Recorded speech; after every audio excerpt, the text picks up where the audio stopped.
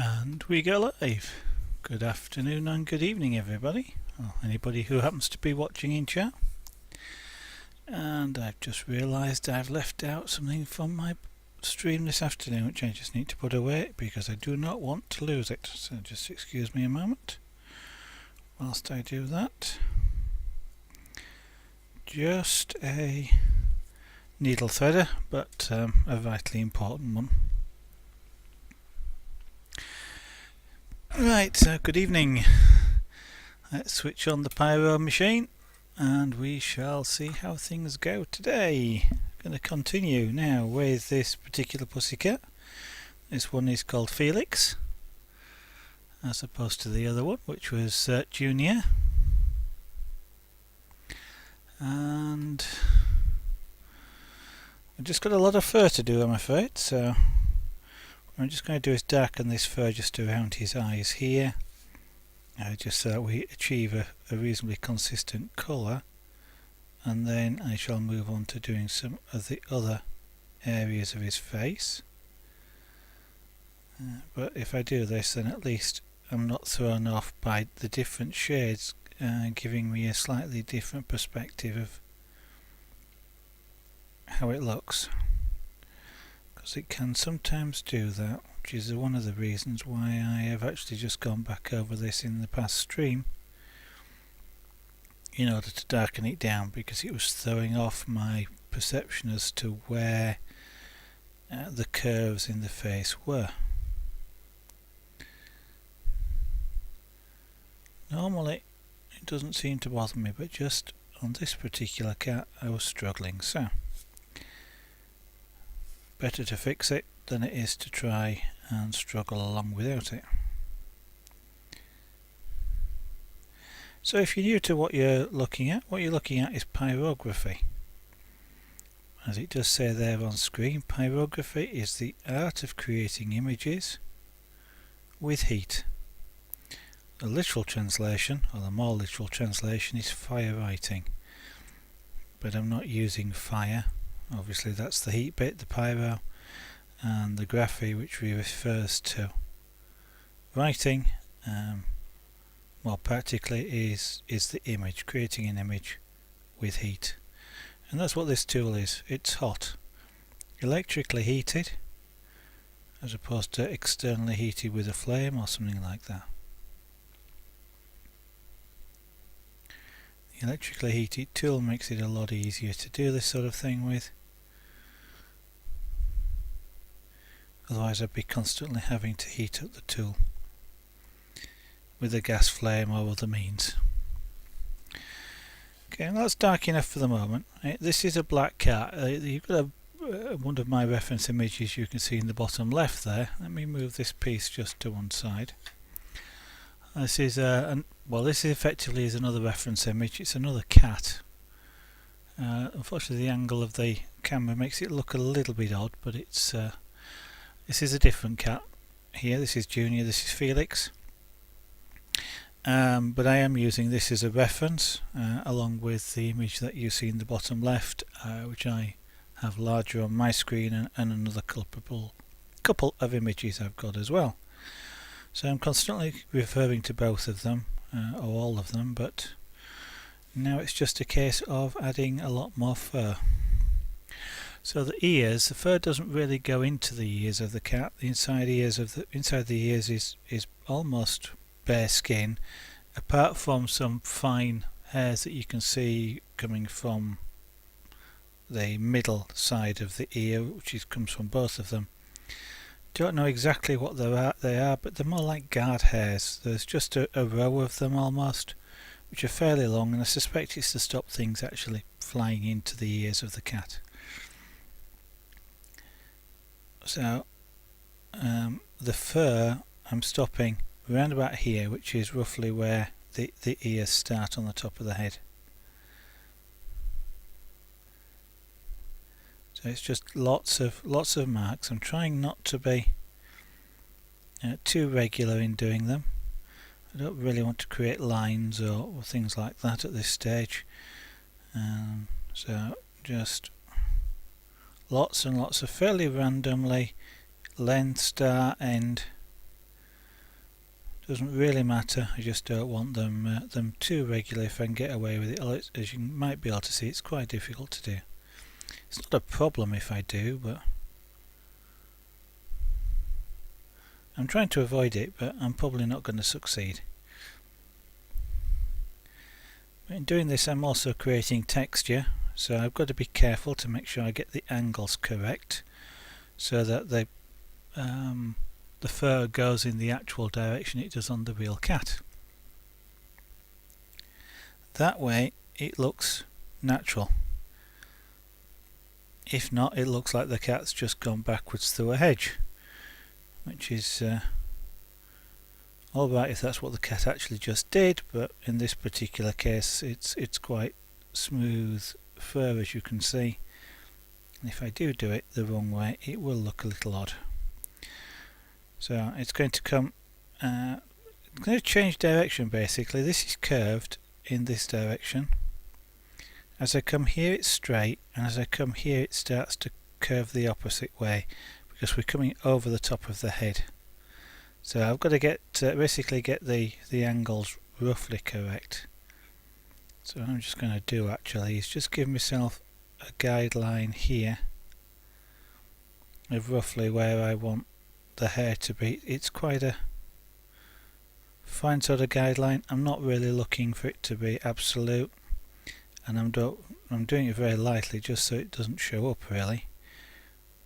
That way if I've got it wrong I can always redo it, so that doesn't look too bad, and when I do the centre of the head it's going to come over like that.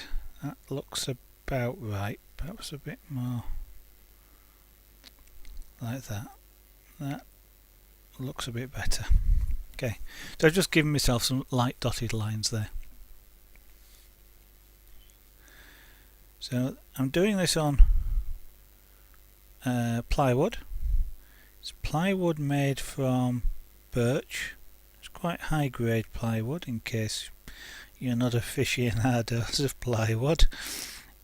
Plywood generally, and I do say generally, is graded using a scheme of A to D, and plywood will usually have two letters, one that they call the face side, which is the first letter, and one which they call the reverse or back side, which is the second letter. And so A is the best, D is the worst. So if you get AA, for example, both sides are perfect.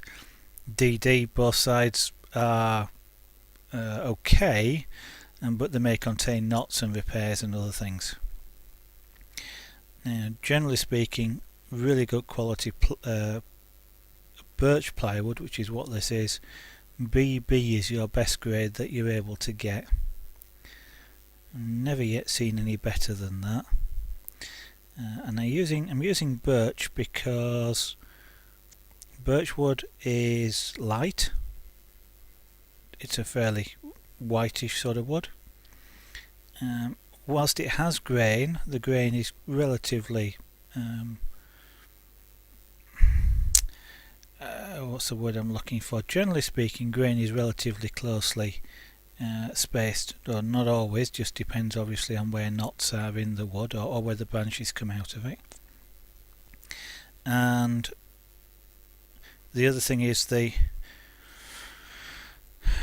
when you're using heat on pyrography, the difference between the grain, the rings if you like, and the bit between the rings, from a pyrographic perspective, there's not a lot of difference, and there's not a lot of difference in the actual colour of them either. So in that way it makes it like very close to like a white sheet of paper, and that's what you look for generally when looking for raw materials for pyrography.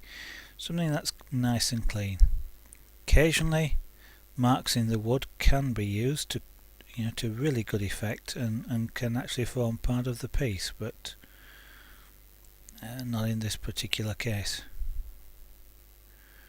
Now, I have recently discovered poplar as a plywood, which I've never seen before, but poplar is an even whiter wood. which should produce even better images. And the plywood is available in grade AB, which is about the best you can get, or even AA, which would rather surprise me. So I've got some of that to try, which will be the next time I do pyrography on stream. Once this piece is finished, it may be a couple of weeks or so before I do any more pyrography, but I'll be trying that out. One of the reasons for using a light wood is the wood. Bubbles the Monkey, thank you very much for that donation, and thank you. I will have a great day. I trust you too also will have a great day. That's really wonderful from you. Thank you very much. And Crycat23, yes, a kitty. More of an older kitty rather than a younger kitty, but yes, for some reason, shall we say, there's quite a few get done in various shapes and forms. They're actually quite interesting to do from a pyrographic perspective, because you can usually get some really nice facial shots with the eyes on the cats, and that really makes a piece come alive when you got such large eyes like this. So again, thank you, Bubbles. That's amazing. So that's completely thrown me as to what I was saying, but yes, thank you. I'll keep on saying thank you, probably for the rest of the stream. Now then, yes, white. I was talking about white wood. The whiter. Cryocat23, thank you very much for following. That too is greatly appreciated. I'm glad that you find the stream interesting enough to want to keep track and come back. That's great, thank you. Yes. Nicely timed, enough to put me off when I was saying white wood. The reason white wood is relatively important is because it allows a larger range of shades. The exact number of shades really depends on the wood, but essentially if I started with a really dark wood like dark ivory, which is almost black, then to some extent it doesn't matter how many shades I could theoretically produce. To your eyes you really possibly only just see one, or maybe two if I was really lucky.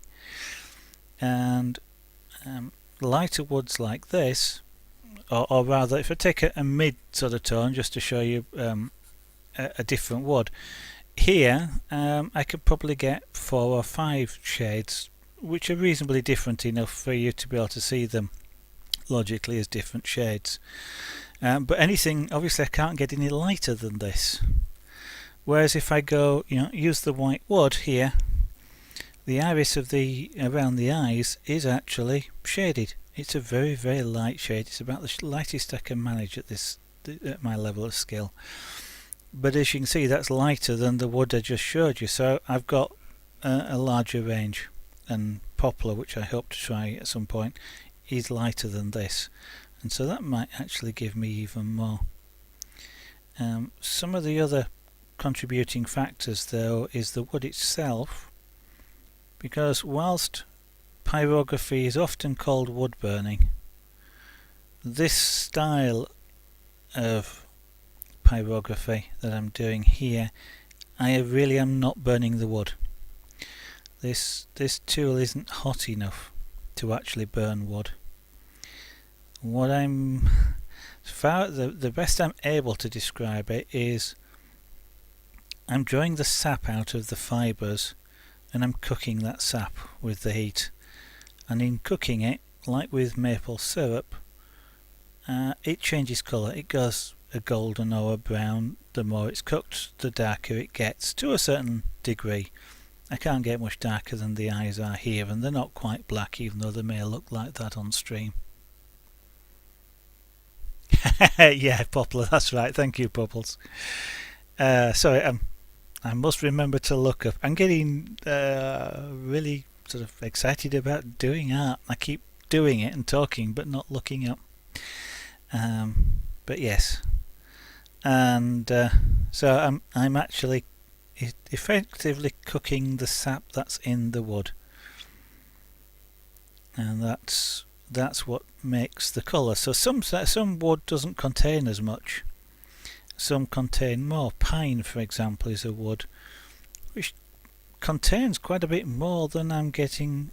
I'm saying I'm getting here. I mean, it's not like there's gallons of it coming out and it's oozing all over the place. But pine reacts a lot quicker, shall we say, to heat being applied and going brown. Generally speaking, when I'm moving the tool, it's a bit like I'm painting with the cooked sap. Here it's kind of just underneath the tool as opposed to me pushing it around, which with pine it feels a bit like I'm pushing cooked sap around, like a very thin layer of varnish or something like that.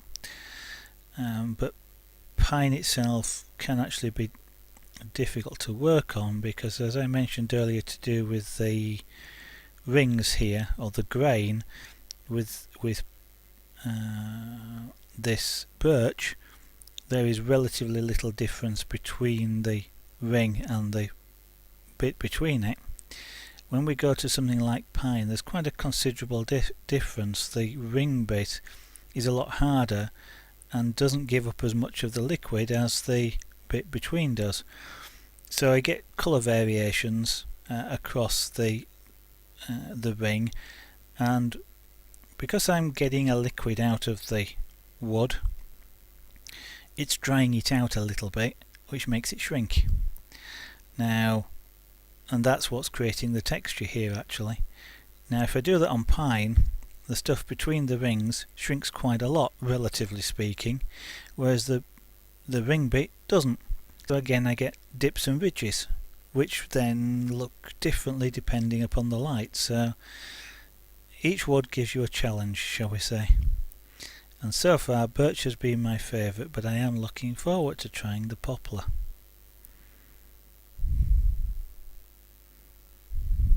So it's just a lot of moving backwards and forwards here with this tool. I'm creating texture as I go along. Now you don't actually have to create texture. Oh, does it? Thank you, Chris. I forgot about that. Let me change that. Excuse me a second, let me just put the tool down. I did everything else but forgot. That's what I was doing this afternoon.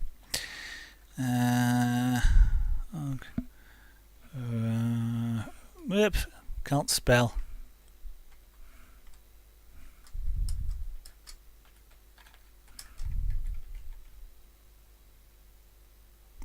Yeah.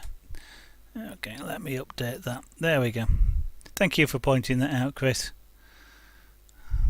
I missed that. I was doing Punchcraft this afternoon. I just felt like doing something different, and on the stream I did an ad hoc stream this afternoon. Yeah, that would have confused some people, especially if you had any idea what Punchcraft is. It's using a tool like this with a very wicked looking hypodermic style needle on the end, and punching it through fabric and creating a picture from that. But I might do that on an evening stream one day, I'm not sure. But I had fun this afternoon doing that, and I forgot to change the title. As you can tell, Chris, I've changed the layout. I was just playing with layouts today as well. So, oh, you dropped in this afternoon, and hello, good evening as well. Yes, my dinner was very satisfactory. I didn't actually end up with the sausages. We ended up with pork chops and gratin potatoes, which, yes, was quite nice, even if I do say so myself since I cooked it.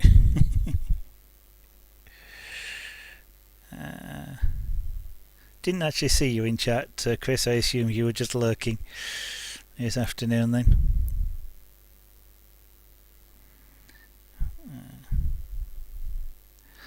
That's a fourth art form I do. Or from time to time. I haven't done it again. Like most of the things, I haven't done them for quite a long time. And the streaming is getting me to do a lot more art, which is fantastic. And for about the past week, I came across some of the threads, just bobbins of thread, whilst I was looking for something else, and I started having the urge to do some of it. And this afternoon, I kind of had the choice of either sit here and watch some other streams, or stream me doing it. So the streaming bit won. Daft as it sounds, I can concentrate more on doing it whilst I'm streaming it than I can if I was watching another stream. Yeah. Yes. Well, I'm not too bad at it either. But I don't actually go looking to see who is in stream. I know you can do that with chat, but or you can obviously do it with IRC, but I don't bother. If somebody wants to say hello, they're quite welcome to do so. And if you want to lurk and do something else, that is also very welcome. I don't mind. I've done that enough on streams myself to not, it would be hypocritical for me to object to people doing it now when I do it such a lot myself.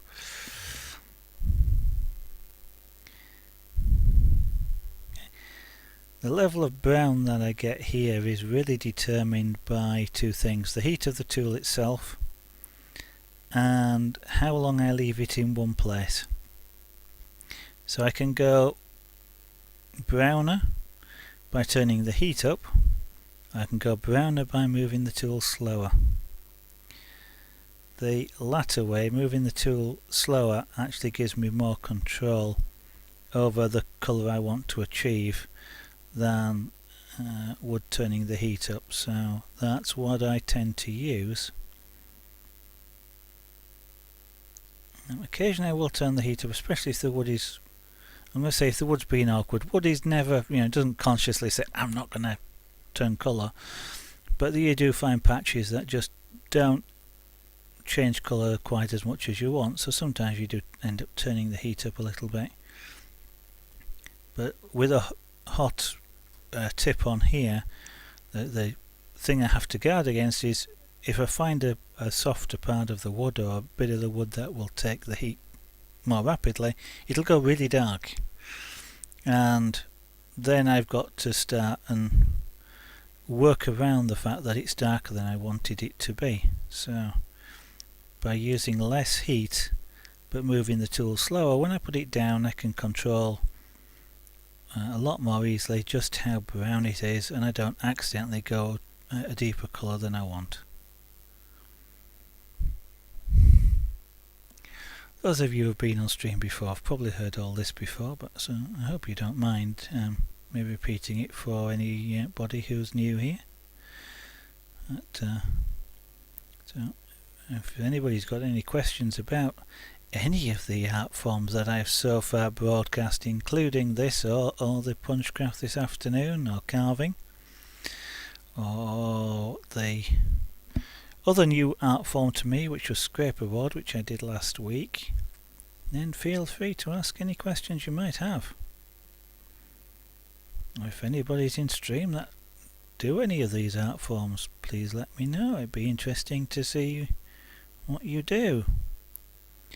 Now, anybody who is around that hasn't come across See What Happens there, who was reminding me about my lack of attention to title. Thank you, Chris. Gratefully reminding me, that is. He is a 3D, three-dimensional modeler, but using pipe cleaners.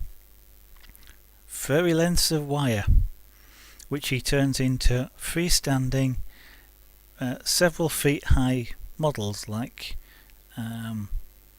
Mega Man, which he's currently working on, and a giraffe, which he generally has stood in the background of his stream, or even a little, relatively little, dog, which is also made out of pipe cleaners. It's an amazing thing to see these things. These 1 foot lengths of wire, which are so floppy they hardly hold their own weight, turn into a structure that, I won't say you can stand on, Chris, but it stands up by itself, doesn't it, without any problem whatsoever. And Chris kind of throws it around as well whilst he's working on it, so it's really quite a solid structure.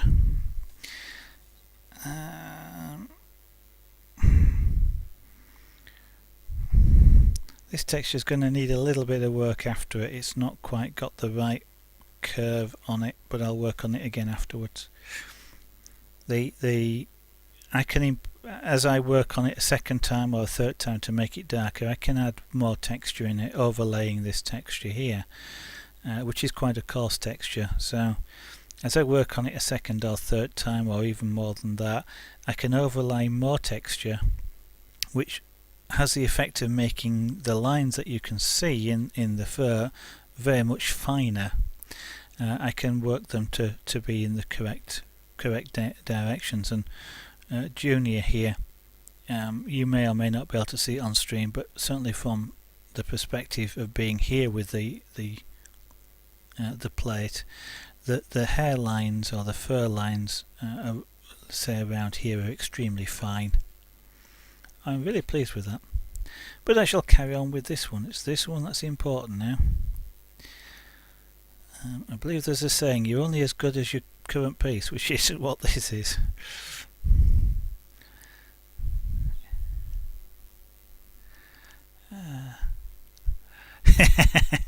No, I don't. I didn't think you really would, but I kind of wonder whether, something like the giraffe, whether you, and actually I was about to say, I kind of wonder whether you actually could sort of sit on it, but I know the legs are not that stable, are they, for the giraffe? But I'm amazed just how much you sort of throw it around. I know you don't literally toss it, but you're moving it around all the time. There's no movement or anything. It's, highly recommend everybody, click on Chris's name, follow him, and when he goes live, I don't know if you're streaming tonight, but when he goes live, check out the Mega Man build, or any of the, you'll be able to see the earlier things he's doing, and you may even, this tool is hot enough actually to cause hair to smoke. Just a little bit, just got a little bit of cat hair on it then, and there's a puff of smoke.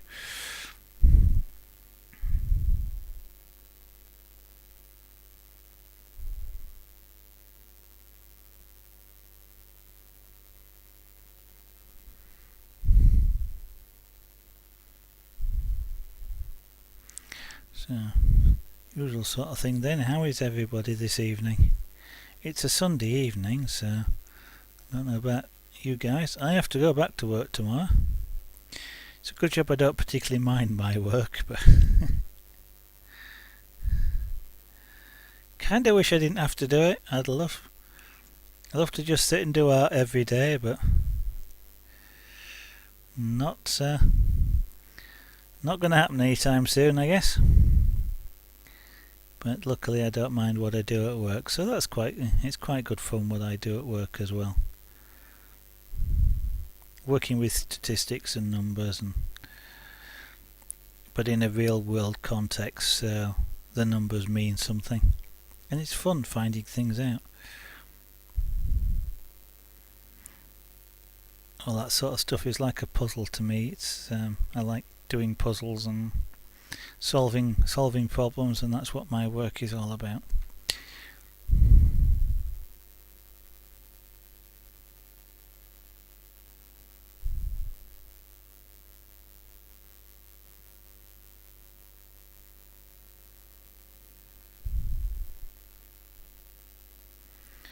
Maybe one of these days there'll be a 3D printed Mega Man build, and I'll show you how to do it. But for now, I'm going to carry on with this one. It's this one that's important now. Maybe one of these days there'll be a rich person looking on Twitch see one of these pieces and buy it for £10 million or something like that.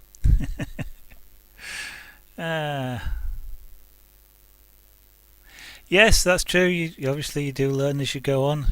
I learning things and doing these stuff, and yeah, so you recognise that you can learn, which is half the trouble.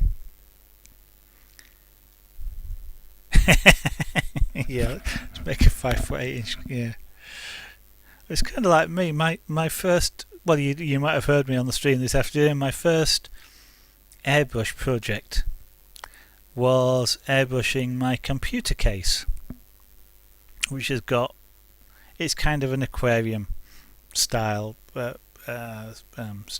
theme.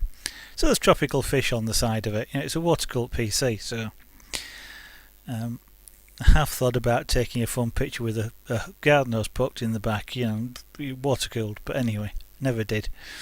But there's tropical fish, there's aquarium, there's coral in there, a few coral fans, and some turtles and dolphins, and I think there's even a whale. They're out of scale, but it was just a bit of fun. So but fish were my first one. My first pyrography piece was a portrait. I think the first Punchcraft was one of our cats, not one of these. It's a cat that we don't have anymore. But was a cat. My first rug was a cat face, my own design. The first carving was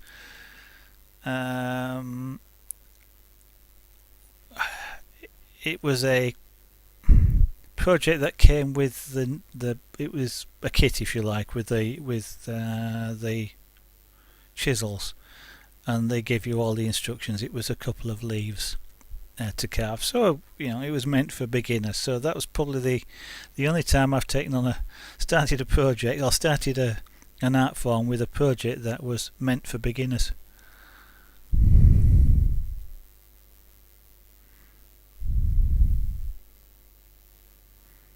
I like the challenge. If it's something that, I was about to say, if it's something that I can do, it's not as much fun. But having said which, of course, this cat is different to that cat. It's looking a different way.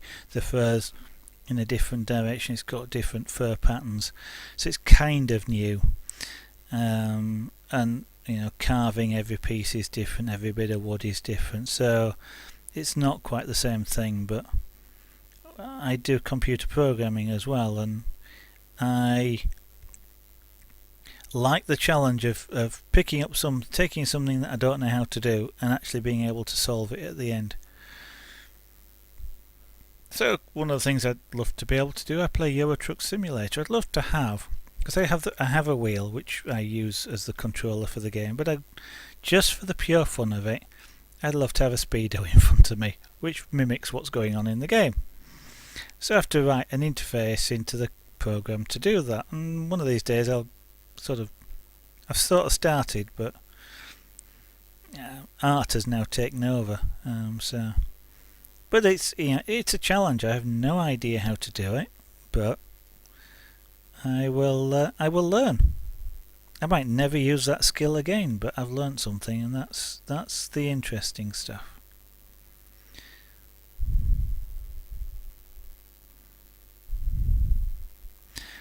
So lots and lots of cat hair. Cat hair is usually a problem in real life. It gets everywhere. At least this doesn't get everywhere, but it takes a long time to draw it all in.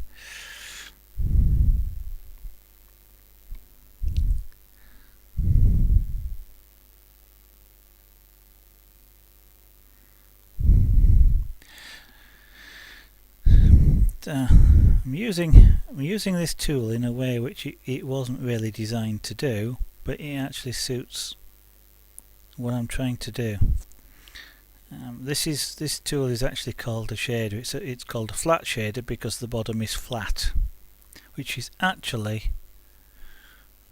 you might think, well, so what? Well, that's a shader where the bottom isn't flat. It's called a spoon shader because the bottom is like the bowl of a spoon.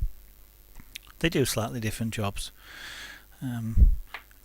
Previously when I've done cat hair, I've used a tool like this, but it has a knife, essentially a knife blade on the end to create it. But what was happening with that is I was cutting the wood, which is okay, but it creates a different texture. I found out totally by accident in trying out this bit here that by tilting it up on end here, I create like a V-groove. And that V-groove, once it's been gone over a couple of times, looks extremely like cat hair, cat fur. So the happy accident, so to speak. But it does actually mean I'm using this tool not really as intended, but it's safe to do so, and it works.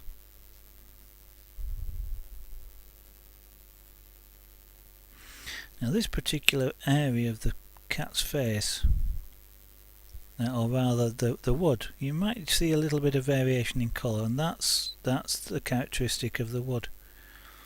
I'm not particularly doing anything different, and I'm not particularly sort of moving the tip any faster or any slower, but this area here is just not taking heat quite as well as some of the other areas. Just one of the things that you deal with. I will go back over it anyway. And one of the things I'm doing here in creating a V-groove, I'm effectively only colouring one side of the groove, and that also makes it look light. And if I spin this round, I'm not sure it'll show on camera, but I can try. It looks lighter from one side. You might actually see. It's not particularly showing up so well, but apart from the reflection of light, it probably looks a bit darker from that side than it does turned around 180 degrees. You might actually just see it changing colour almost. But that's principally because I'm only colouring one side of the V-shaped groove I'm creating in the wood. And what I'll do is go over it with the tool from the other side. I'll turn the piece round rather than try and work backwards, but I'll go over it and colour the other side of the groove, and it will instantly almost go as dark as this, which is precisely what I've done here. Coloured both sides of the groove. Of course, it can be an interesting technique to just use one side of it, I guess. I've not really explored that yet. Not had a particular reason to do so. So something that effectively almost changes shade as you look at it from a different perspective.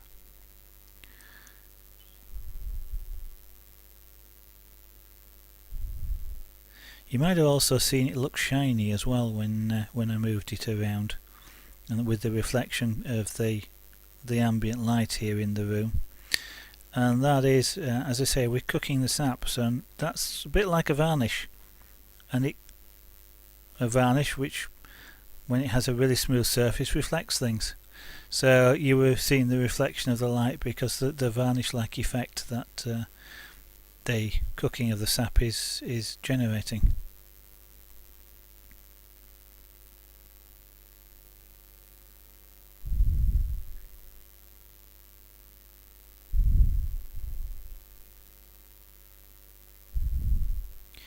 As I said earlier, this is effectively cooking sap. I'm not actually burning wood, even though pyrography gets called burning wood.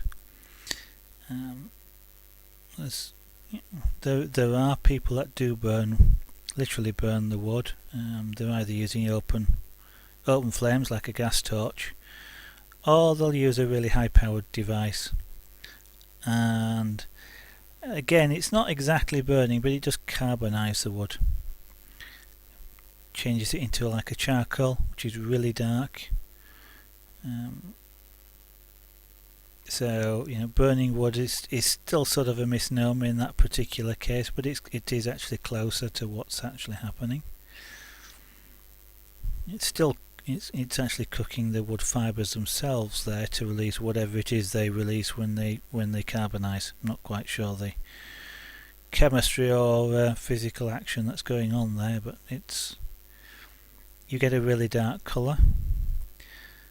A lot of what people are familiar with for pyrography tools, which they see maybe in a local hobby shop, are tools which are based on soldering iron technology and look a little bit like a soldering iron. They've got a really thick chunky handle to keep the heat away from you, and they'll have a long silver heater section with a fairly hefty tip on the end.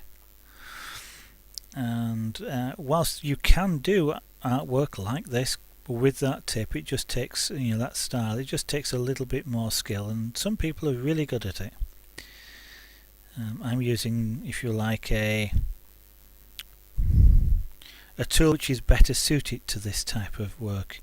The other style tends to be better to either cartoon style drawing or for creating stamps or brands.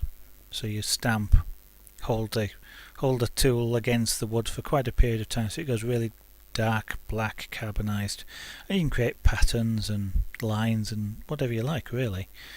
But it tends to be sort of a black and white art form there.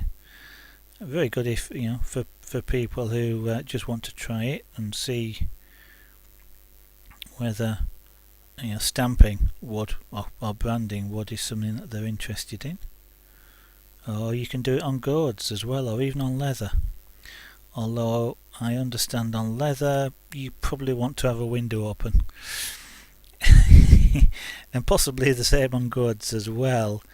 They certainly on leather, the smell I would think would be challenging to stay around, shall we say.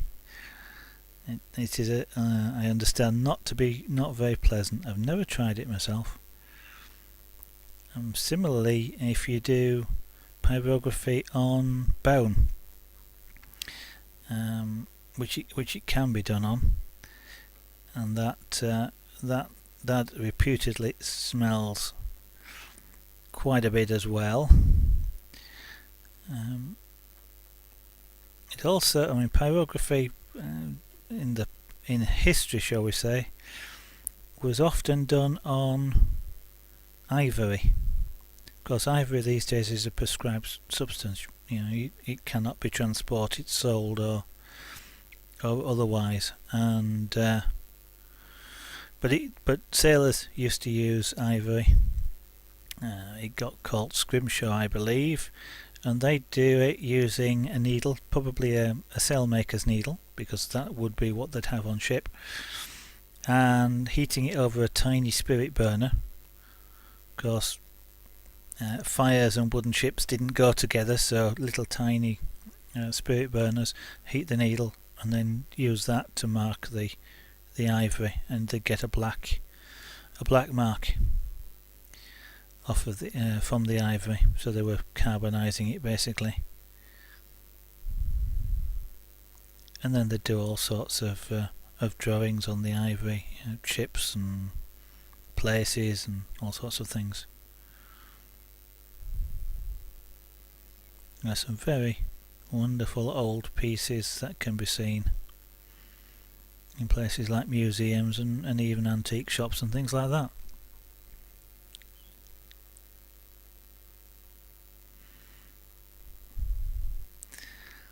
Now, if you want to see some really good pyrographic artists, YouTube is an excellent resource for that. Just search for pyrography and you'll see quite a few. Almost always you'll see them in time lapse, because as you're realizing now watching me here, this takes quite a long time to do. So they're usually in time lapse, so you get to see the start and the end in a reasonable time frame. One such artist that I can recall is Jean Buick, I think it's Bouick, I'm not sure, is absolutely, utterly amazing as to the work that she produces. And fairly large, well, really large pieces, A3, A2 type wood. And the one she did was like of a Japanese pagoda scene. Absolutely amazing. And I was going to use a different word there, but I'm being polite. So well worth taking a look at, and you will see some of the others on there that do pyrography with a blowtorch.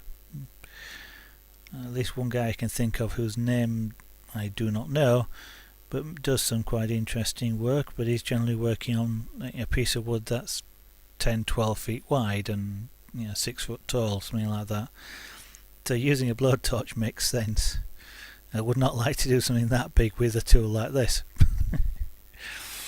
At least not unless I had about 20 years spare and wasn't bothered about finishing it.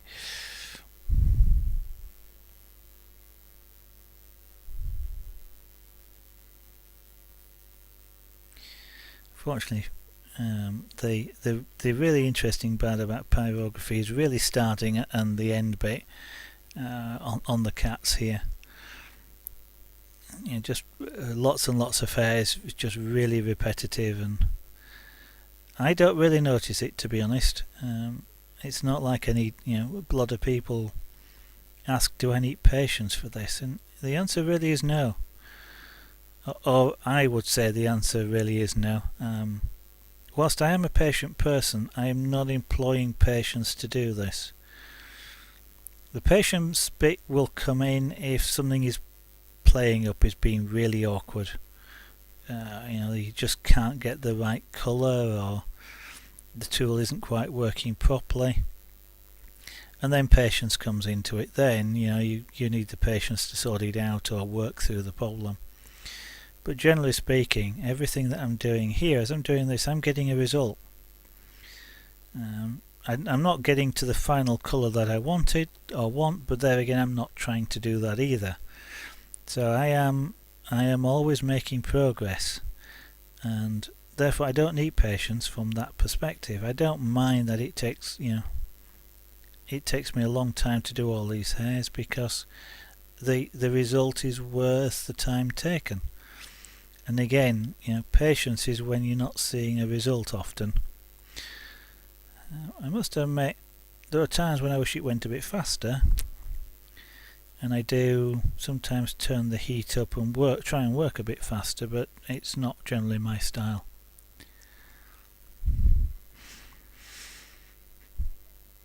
Yeah, then. That probably should have curved a little bit more, but that I'll deal with as we go on. So this one is going to be earned about like that. I'm just putting myself guidelines in. They're very light, so I'm sure they probably won't be showing up there on stream, but they're just enough for me to see, so I can judge the right points to start moving the hair around in a curve.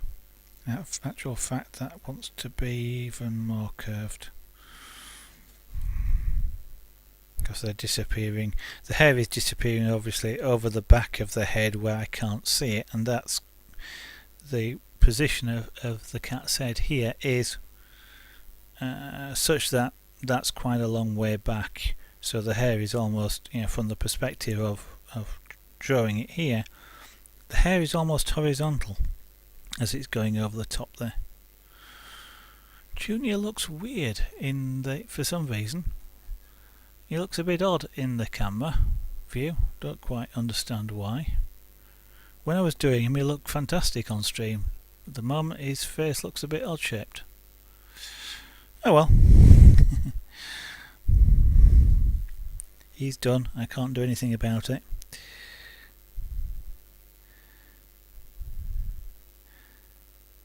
So what I'm doing, I'm going over the edge here, not being particularly careful about it. I don't want to have a dead straight line. I don't want to marker down across there, because the hair never is dead perfect. if I do it using create the texture like this and just move over the edge, stopping approximately where I want it to stop, then it creates like a rough or slightly fuzzy edge, and which looks more realistic than it would if I just drew a really heavy solid line around, which would kind of look like I'd outlined the cat, and there's no cat walking around in the world that's got a black outline around him. So that's why you're not seeing me actually outline this. I'm actually using the hair to delineate where the edge is.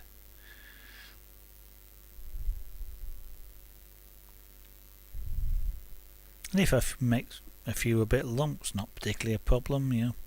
Cat's hair sometimes does that, goes all over the place.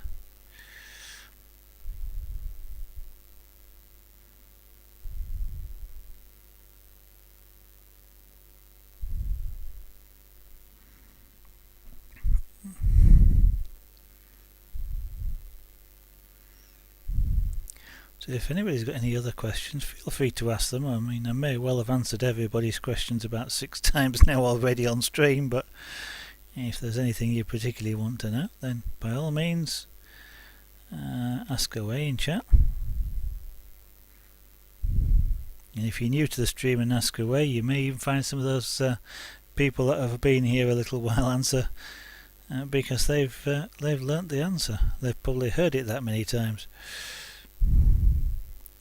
By which I don't mind you asking, by the way. No question is daft unless you already know the answer and you're doing it on purpose. Then it's daft. But if you don't know the answer and you actually do genuinely want to know, then no question is daft. So don't worry about that. I'm not about to suddenly leap on somebody and say, you know, that's a stupid question or anything like that.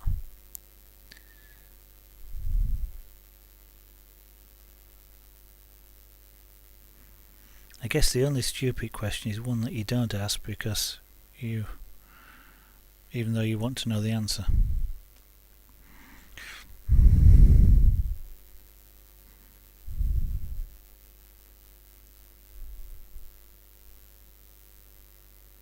Okay, what I'm going to do is turn this the other way. It'll be a little bit more comfortable for me because I'll be able to do it in a natural arc, but I've got to then do it backwards. What I'm doing is going from the root of the hair towards the tip. The action of doing that creates a texture which is rather like a hair. It starts thick and goes thin.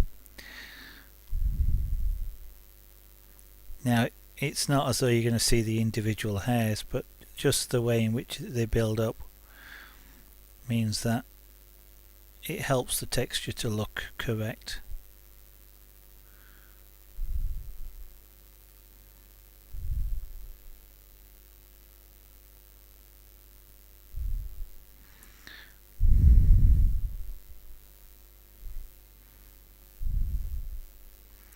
Got to keep going in the correct direction of fur.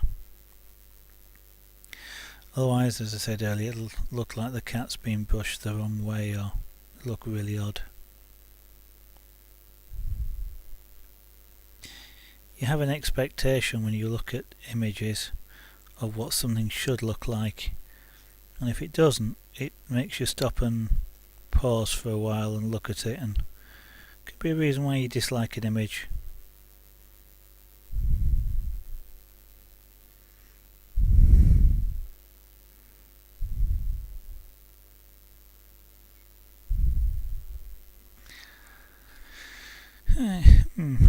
I was actually feeling I was doing this a bit easier the other way, so I'm going to do it the other way. I kind of practice both ways, whether it's doing this or airbrushing, which is another one where people often will get what they call handed. They'll get used to doing one thing in one direction so that they can only do it in one direction. One of the things, for example, is an airbrush manoeuvre which is called a dagger stroke. It's the hair thing I was talking about. Starts thick at one end, gets thin at the other. Quite a few artists can only do it in one direction, like left to right, right to left, up down or whatever, or they may be able to do it in a couple.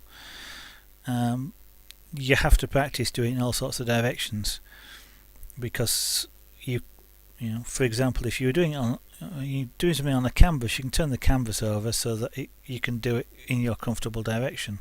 But if you're doing it on a house wall, you could turn the wall upside down, but it'd be rather messy and probably wouldn't make the artwork any better at the end of it. So it's one of those things you have to practice, and I'm doing effectively a dagger stroke, the same thing here, and I'm doing it on a curve. Now I'm curving against my natural movement, which is one that often needs to be practiced. I was just finding the natural movement, doing it the other way, actually wasn't working very well for me. Probably means I need to practice it. But this particular area of the wood is proving a little challenging for me, and therefore I'm going to stick at this point with doing it in the way which I can do quite easily, shall we say, and I'll then, when I get to an easier bit of the wood, I'll practice doing it. I'll turn it around and practice it doing the other way.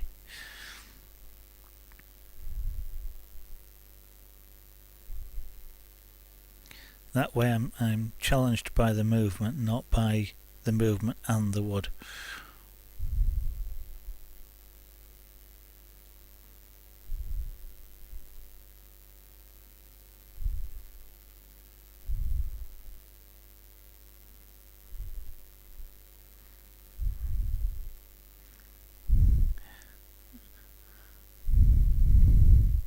Whilst I'm not particularly daunted by multiple challenges at the same time, it is often just easier to have one.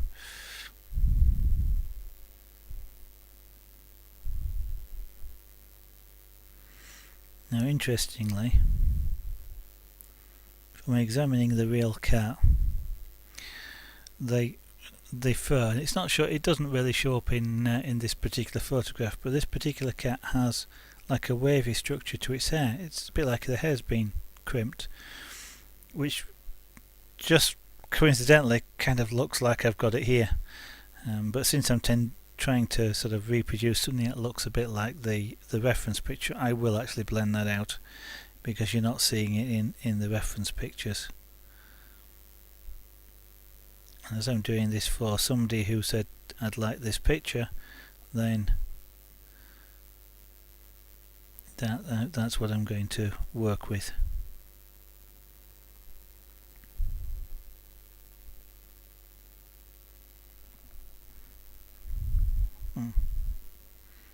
We did have a visit earlier from the model for this particular picture, but it looks like he's gone. He was sat behind the monitor, which is to my right hand side. But like most pussycats, they arrive and depart silently, unless they want you to know that they're there.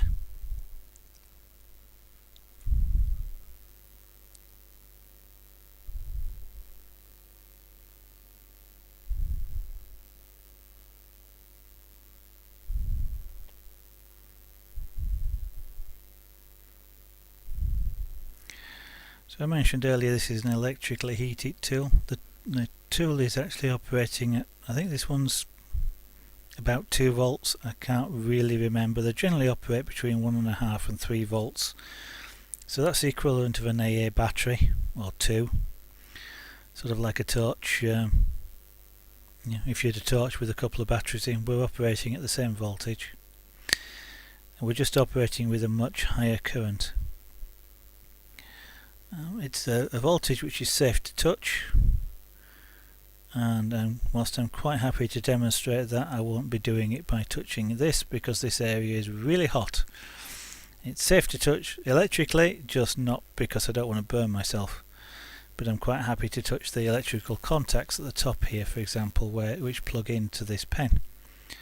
And I have done that a number of times. 1.5 volts, it is literally just like holding a battery. You don't feel it, but there is enough current which is being sent to the tip here to actually heat it up to probably around a couple of 100 degrees Celsius, that is. That's probably around 3 300, 400 Fahrenheit. Don't know the exact temperatures. Not enough to actually set fire to paper, for example. It will actually char it quite quickly, but not set it on fire. Now, so in terms of power, your kettle, which you boil your water from, usually it's around 2 kilowatts. A electric fire, generally around 1 kilowatt per bar. Your light bulbs, 60, 80, 100 watts, 40 watts is a dim one probably. Although LED lighting, that's a different thing, but your old incandescent bulbs. This is probably operating around about 5 to 10 watts. So very low power. It's just the heat is very concentrated right in this bit at the end. This is resistance wire compound, a nichrome alloy, which resists the flow of electricity, and when you resist the flow of electricity you get hot, which is what this is doing. But relatively speaking, low power compared to lots of other things like light bulbs, which consume power. The other style of tool, the soldering iron style, would be something like 30-40 watts in terms, so considerably more powerful, if you like, than this. And that has its advantages. It holds heat quite a lot. This doesn't do a bad job of holding heat, but as I touch it down to the wood, it does cool off. And what that means is as I touch it to the wood, I create a dark spot, and as I move it away, the track it follows gets lighter. Oh, the model is here. He's just sat at the other end of the desk. We might get a visit later on then.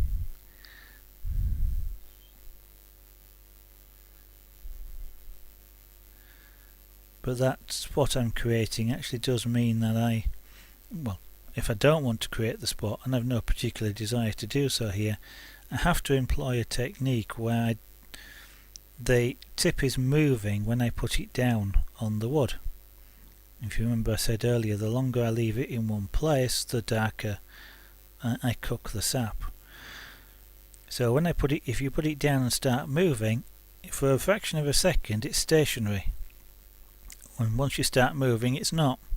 So the moving bit, you're in any particular place on the wood for a very short period of time. When you put it down, you are there for a relatively long period of time.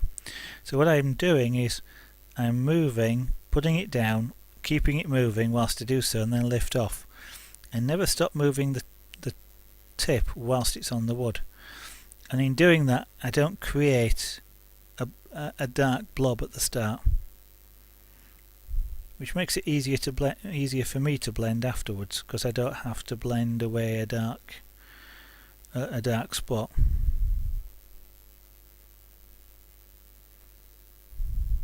Sometimes I'm not as good as that. It's a skill like any other to be practiced.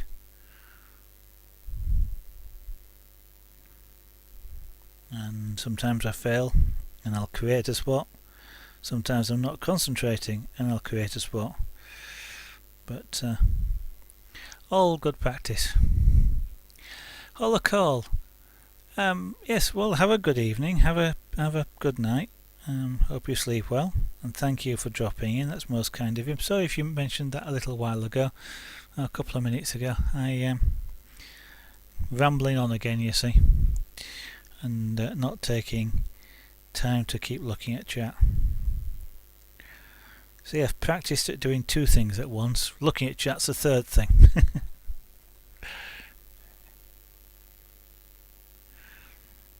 I have to get some ladies doing this, then maybe they can do all three things at once. Or at least by reputation they can do all three things at once.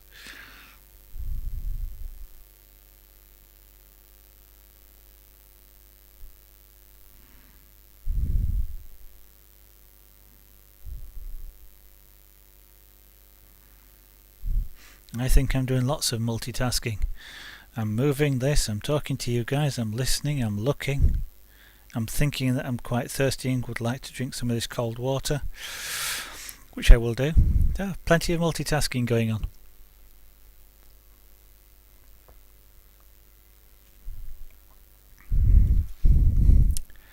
Well, that's nice water.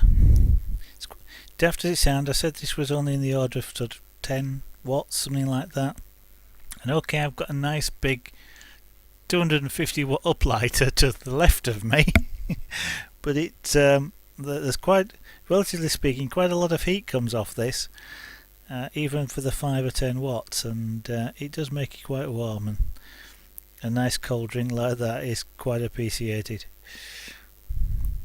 In fact, the amount of heat that you get here, if you ever have a candle and you put your fingers about 2 or 3 inches above the tip of the candle, that's about the same level of heat I'm getting if I hold it this way. The heat is coming up to my fingers. It's about the same level of heat, and it does make me go ow and move away. I'm not actually burning myself, but it just gets to the point where it's so uncomfortable you don't want to leave it there. I am actually holding this pen with my fingers to the side, because if I do that, the heat comes up between them. A little tip there. Different tips the heat will flow slightly differently. The body of the pen itself is surprisingly cool. It's hollow, and you actually get a convection current coming up through it, which is actually keeping it cool as well. Or that's the science that's supposed to happen, shall we say. I've never actually tested it to see if there is one, but the body does stay surprisingly cool despite the fact I've got this heater stood on the end of it.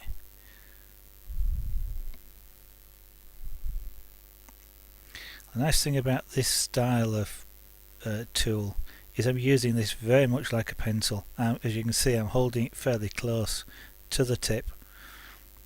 Can't get any closer than I am doing here, but it does mean I'm able to use it very much like I was using a pencil. The other style, which is based on the soldering irons, you're holding it, at best you're holding it back here somewhere. If indeed you could, it's like holding a really chunky pencil, about 2 inches across type of thing, if you were doing it, which takes practice, and sometimes you're sort of having to hold it in quite a, potentially in an odd sort of way to do that sort of thing, depending on the tool, of course. It's one of the reasons why I love this, and I like these tools. The fact that I am able to use them just like a pencil, so I'm kind of using transfer skills as well. Pencil drawing skills apply almost equally to this as well, because I'm drawing lines. I just happen to be doing it with cooked sap and a heated end.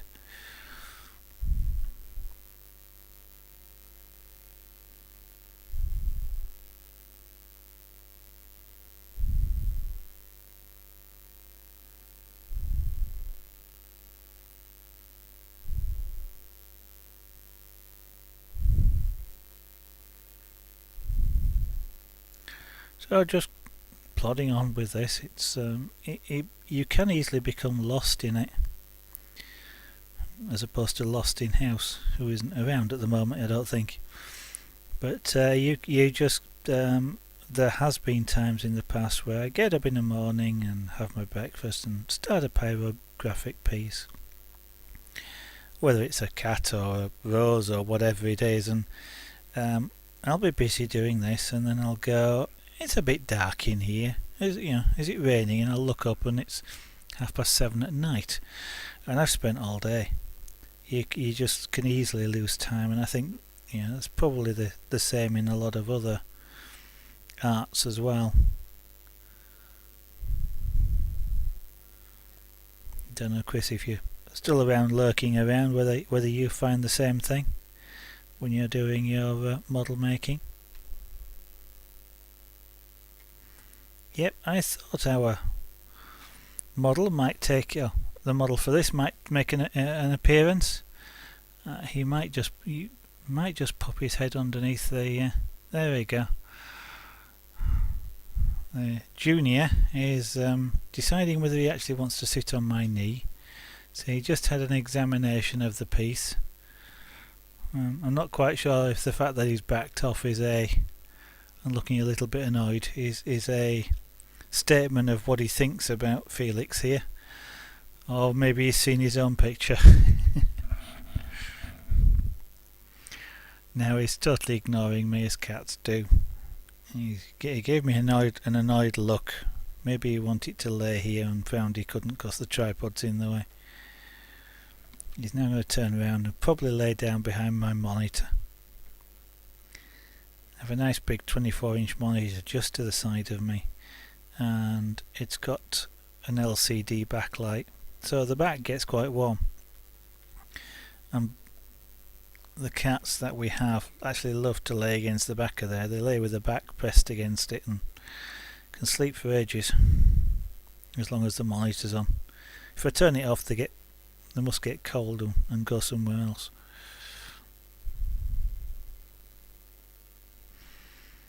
Okay, so that's half the head done. Well, done as in first pass done, not done as in completely done.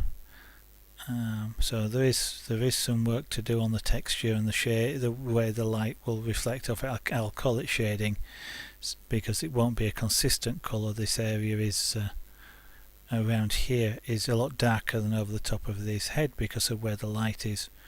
This side of the face is in shade, so I want that to be darker than the top.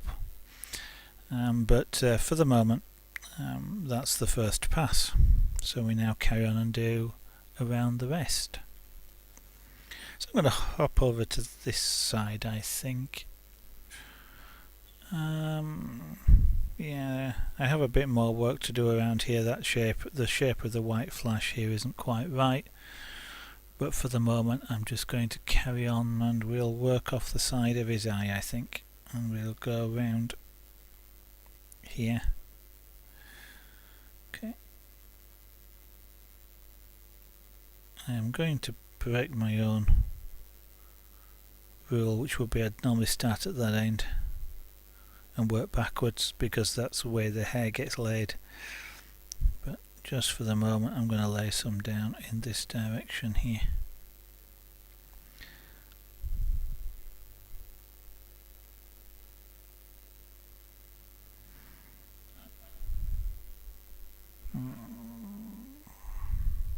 So that's not too bad.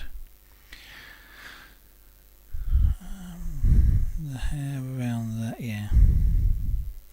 It's kind of really hard just around here where the hair moves in all sorts of directions to start from the outside and work in, just because you want the nice smooth curves. In actual fact, what I need to do here is the inside of the eyelid. If you ever look at your own, just above your or below your eyelashes, there's like the edge where the top and the bottom eyelid come together, and they're flat and smooth. Cats are the same, but the way that around a cat it's usually quite dark, and so it often looks like they're wearing makeup. It's a really shiny area, so I'm just actually going to put that in. I've done it a little bit on this side here. So it is one place where you can actually outline with a really sort of hard edged line, which is kind of unusual on any form of person or animal. There aren't too many hard lines. Edges of teeth, for example, the eyelids, possibly the pupil, but that's generally speaking the only hard edges that you'll find.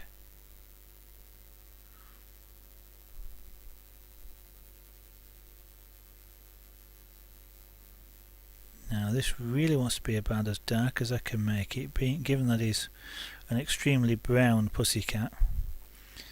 Although a lot of the colour comes from the skin pigment, well, in addition to the hair colour. This cat has got really dark brown hair, but he's got the skin pigment is black.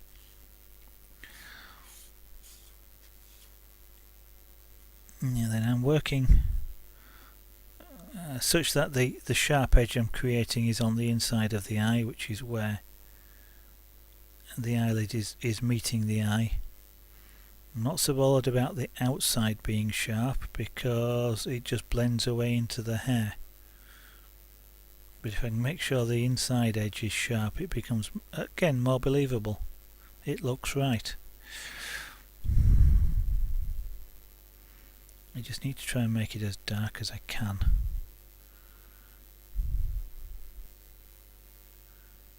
Which is really just keeping the tool in place for quite a long time. Don't actually need to make it black. As long as it's significantly darker than the stuff around it, for example, and you're comparing it with the pupil here, it will look black even if it actually isn't.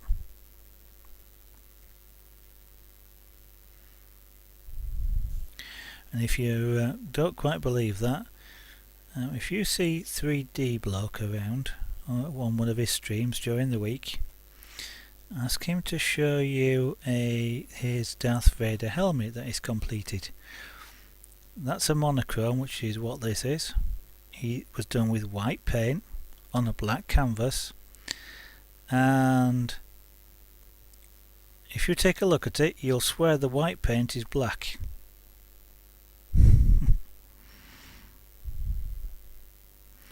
It just shows you exactly how weird you perceive colours to be sometimes.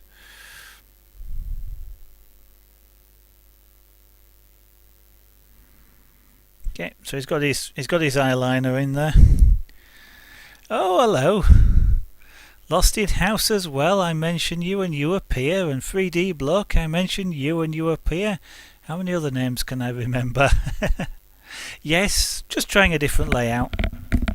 I figured it might save a little bit of explanation if I just put something on the left, and I seem to have adopted the ZA now as a symbol, I think. Since I can't really use sign work the way I have done previous. Actually, it looks like he's wearing glasses at the moment. I can't really use my. I don't really want to use my real name, so the ZA is going to be my signature. But yeah, I thought. Well, I kind of saw yours, and yours looked quite nice as well.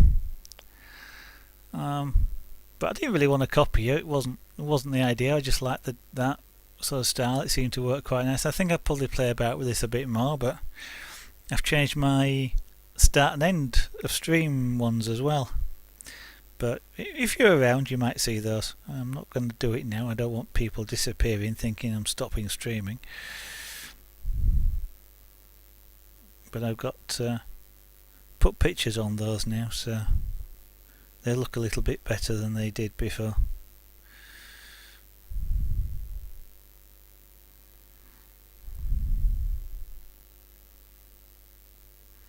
Okay, again I'm going over the line. I'm not trying to create a hard edge at this side here.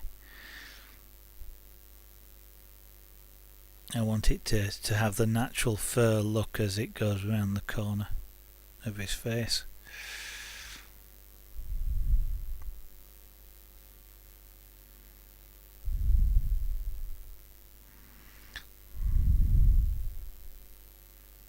I need to try, and I also need to try and do slightly longer hairs. I have a tendency to do quite short ones, and around here the hair is actually relatively long. Around his nose they're little tiny millimetre long hairs. As we get round to the side of the face here, we're talking about inch and a half long hairs sometimes. So I just need to make the texture longer, if you like, just so that it tends to show that a little bit better and reflect, real life.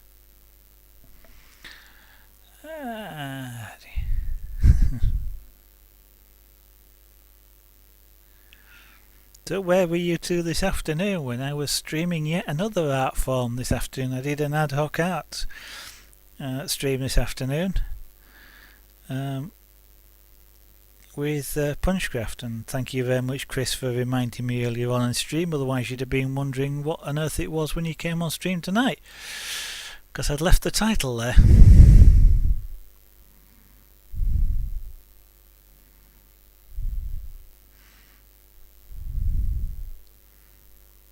But I had quite a good, I think it's 2.5 hours I streamed this afternoon, in enjoying yet another method of putting art down on media.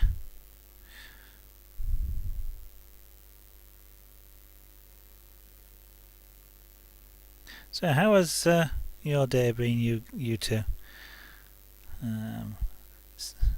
Said in a way that was not meant to imply that you were both together, although you may well have been. I know you know each other, so I don't think you were spending the day together. I guess you've been doing your Kerbal Space program free. How's that going?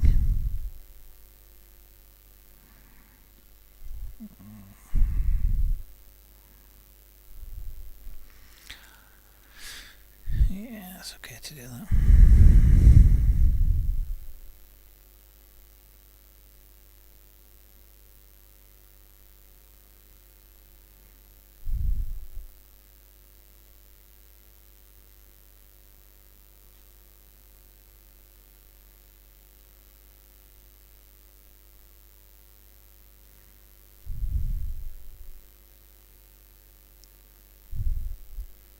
And ow.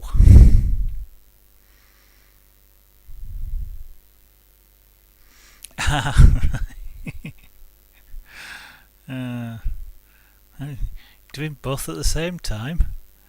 Does that mean Lost Layout is sort of at 30 degrees and defying gravity?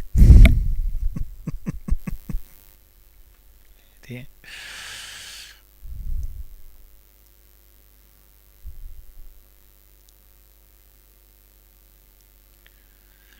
And some other thoughts just crossed my mind there, but I'm not going there.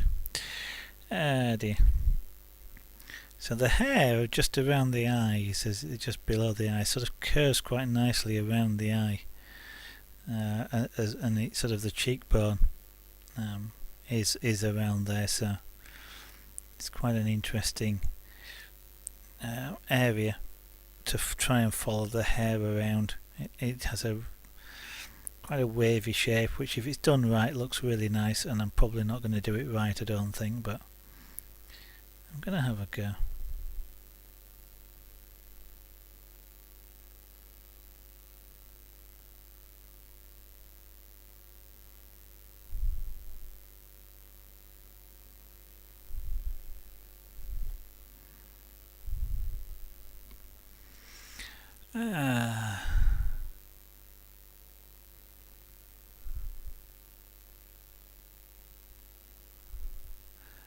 I don't know what Ableton is. That sounds like a sequencer or some software thing.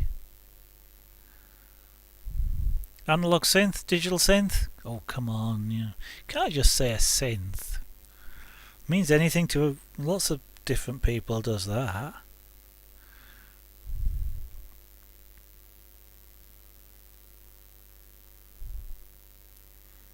So we're talking some old analog synthesizer, or what? We're interested, or I'm interested anyway, even if nobody else is. Yeah, that's going to come down and around.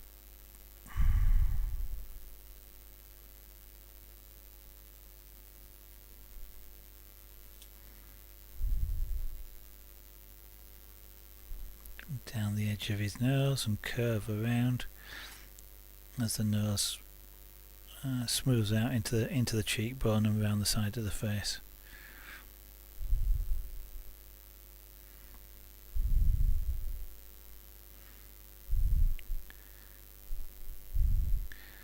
I know I'm going to be adding more texture over here, so whilst I'd love to come the other way, I know I can't actually get the right transitions as well, so doing it this way, and then I'll come back afterwards with texture working from the outside in.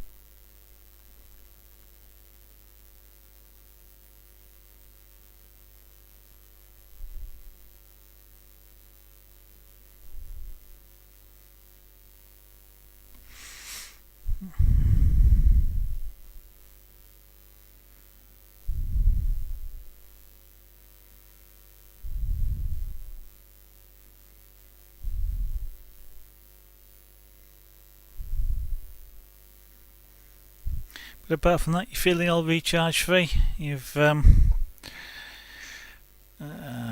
dissipated your rage from last week. I'm ready to start afresh.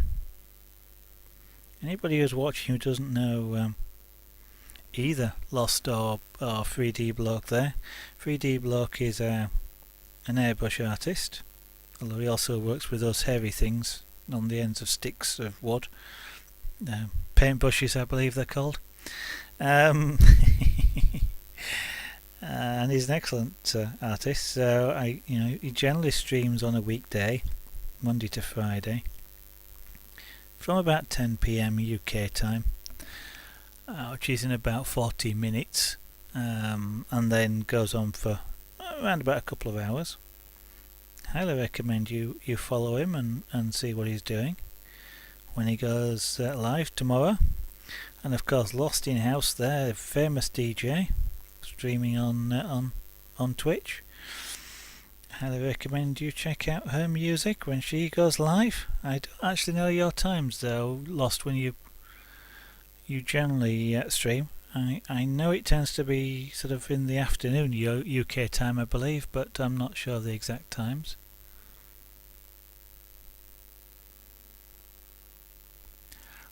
Okay, not actually familiar with the synths to that much, but so it's a fairly new one.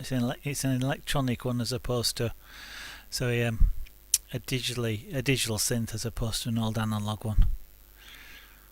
Which of course, if you were hooking it up to something other than a recording deck, it probably would have to be. The older analog ones were not that good at working with other things, I don't think, were they? Midday till 4. There we go, UK time.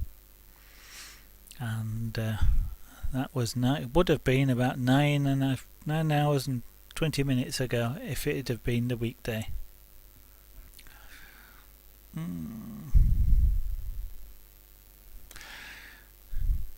Got to learn to relax, Free.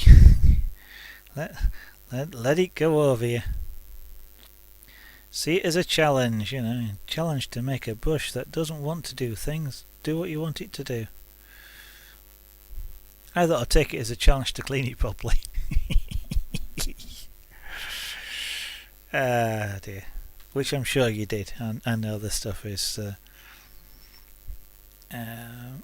unpredictable sometimes.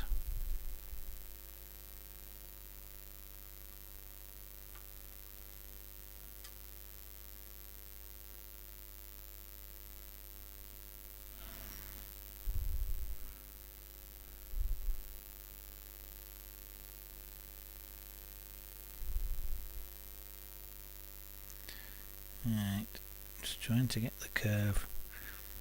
As it sort of curves around and sort of works its way up and around, as it's sort of like a cheekbone just around the muzzle. So it's got a kind of a funny angle really when he's looking this way.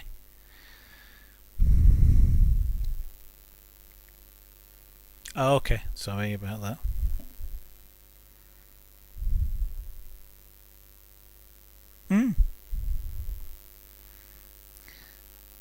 Well, once you start using, I'm assuming you were using a MIDI connection. Once you start using a MIDI connection to its full, it's amazing what you can get things to control each other on the MIDI bus.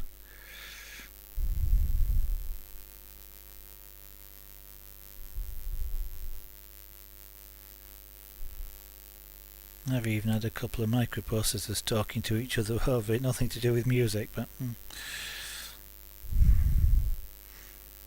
Now it just happened to be because they've got a MIDI interface on the card and I wanted them to talk, but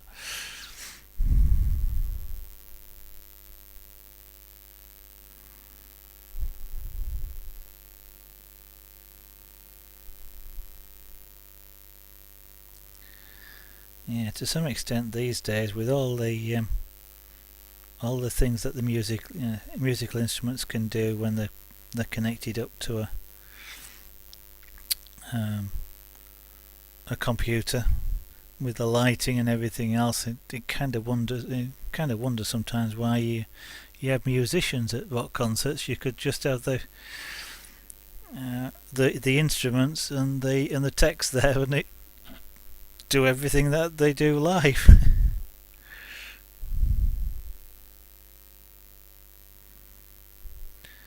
Mind you, some of those mixing desks that you see, umpteen million channels and all computer controlled, and makes me wonder they can follow what's going on, never mind drive the things.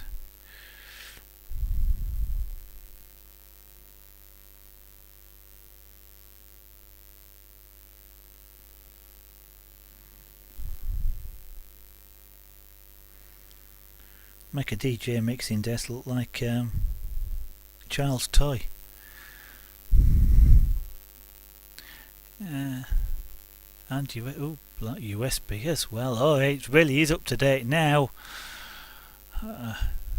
Serial port by another name.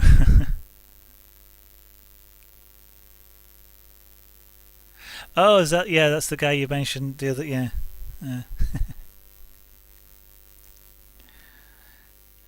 My sense of rhythm isn't that great. It's a bit weird. I usually end up picking it. It's funny when I listen to music, and I find it in concerts more than anything, especially when people are clapping. I tend to pick up the counter rhythm rather than the rhythm. So everybody's clapping and I'm counter clapping, if you see what I mean. I really can't. Weird noises at 2 a.m. Ah dear.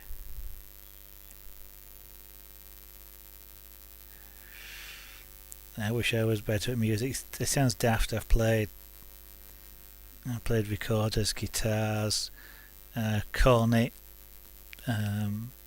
E flat horn, keyboard. I can read music, but I'm not really that good at music. I'd love to be able to.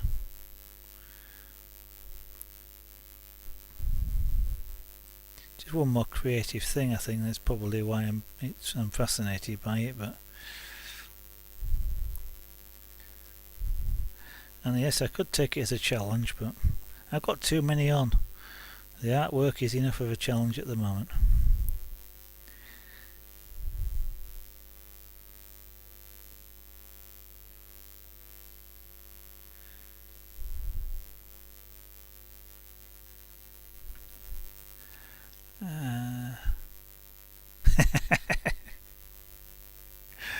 Oh, that sounds a bit like me.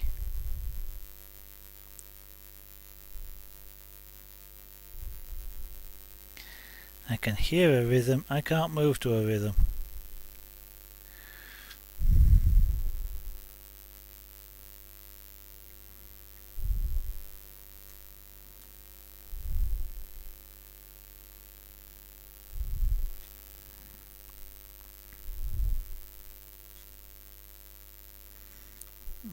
So I need to start and bring that. Make sure I get the curve so that the hair matches up with up here. Luckily he's got a little white ruff just around the black area here, which is quite nice, as it will delineates the side of his head from his body, which is quite coincidental in this particular case, but it's going to be useful.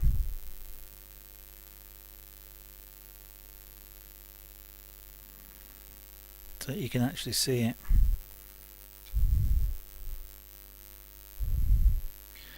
One of the difficulties of representing any black our couch is predominantly black, especially if you haven't got a good lighting source, because which sort of gives you different shades of black, because otherwise it's just kind of all one just colour, and you can't see any, especially if we're saying bad lighting, you can't see any curves or anything. It just looks like a 2D image, and it's they can be really challenging to do, can black cats, because of that. Their fur just eats the light.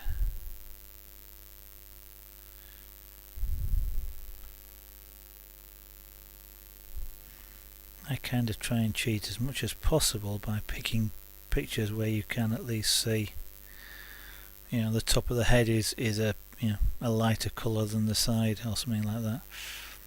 I thought I'd just go ahead and cheat full stop and just represent it how I choose to represent it. And generally speaking, I find as long as you get the eyes and markings just about there, people think the cats look just like they're supposed to. Whether I think they do doesn't really matter in those particular cases, but one of those things. Artists often don't think their work is good enough. That's not bad. Tillybug, good evening. Welcome to the stream. Thank you for dropping in. What made me get into pyrography? Airbrushing, I think. One of the things I love doing in airbrushing is monochrome, white on black. I don't like black on white quite so much, but white on black. And I think I probably came across some YouTube videos of pyrography. One of the artists, Jean Buick, they've done some fantastic pieces. I've just tripped over them because there are some airbrush artists that do pyrography as well, and that have, you know how YouTube just throws videos at you sometimes, and just seeing somebody do it, and it's a monochrome art form again, or it largely is. You can apply colour, but generally speaking it's a monochrome art form, and I probably just looked at it there. I can't actually remember what triggered me into doing it, but that seems the most likely. And then just got so fascinated by it that I went out and got the control unit and these pens, and I enjoyed it the moment I put pen to wood.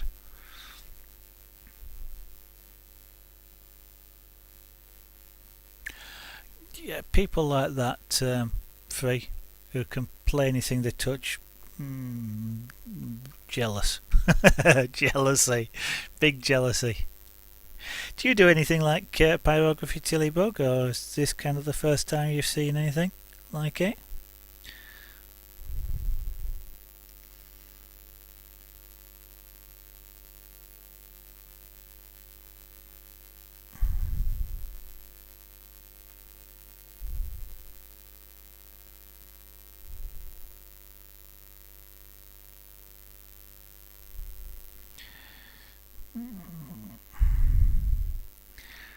That's got to go up and over to, yeah, okay.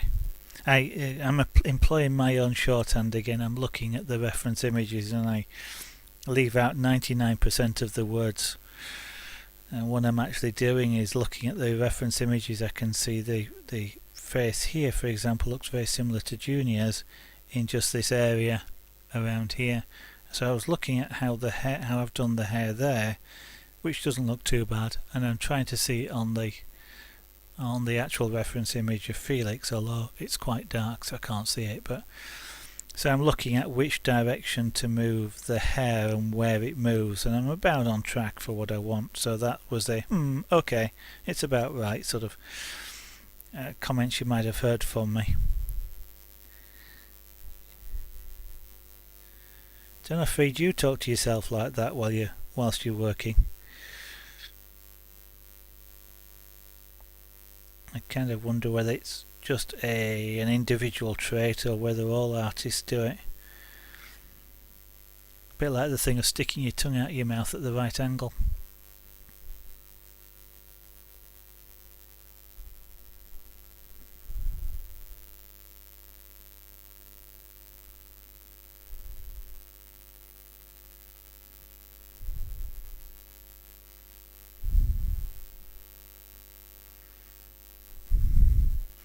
So turning this way, because the hair I know goes virtually straight into the into the ears, as his ears are here.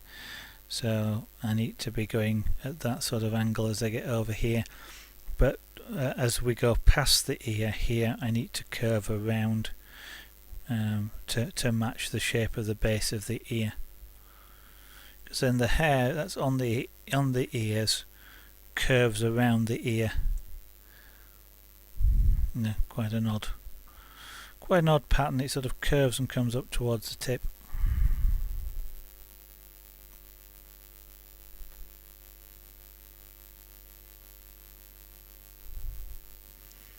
Of course, this cat probably won't come around for me to look at him in person, but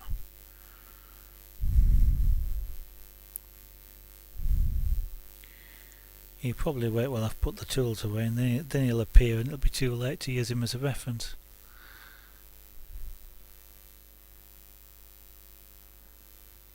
Well, I find it very interesting. What sort of painting? With those hairy sticks. I say that because the painting I do is with an airbrush, as does 3D Bloke, who's around. You might like to take a look at some of his stuff when he goes live on weekdays. He'd normally go live on a weekday in about half an hour from now. He's an airbrush artist.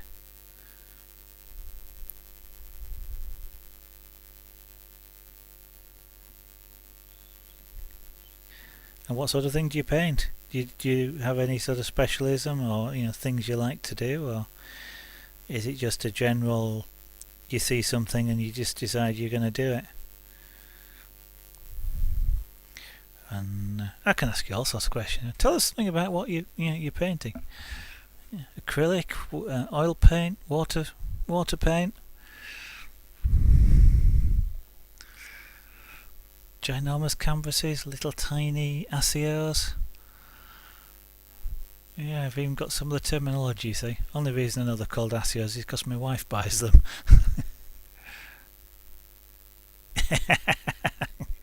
Yeah, I talk to the airbrush as well. I don't know what, I don't tend to talk to the tips of these, but the airbrushes, yeah.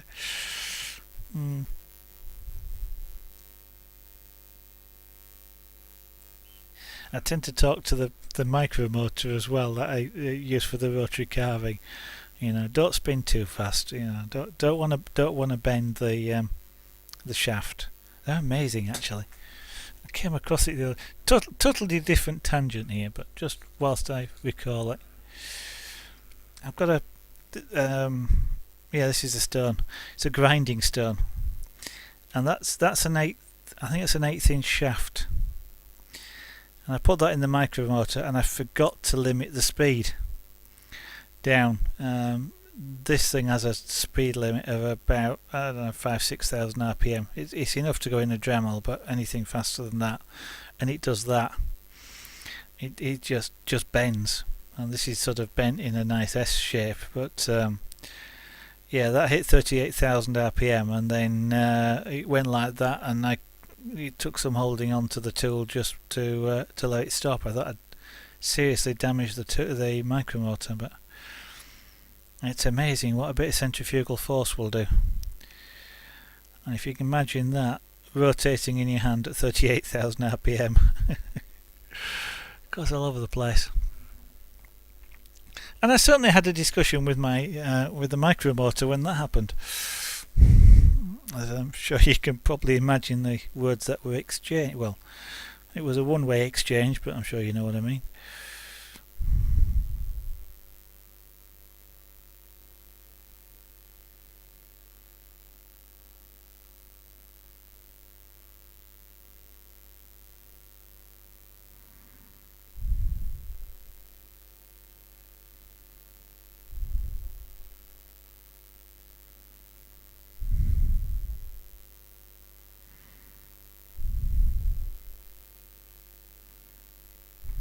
Okay, for some reason this particular bit of wood around here isn't taking texture as well, but it is actually taking colour. So it looks a little flat.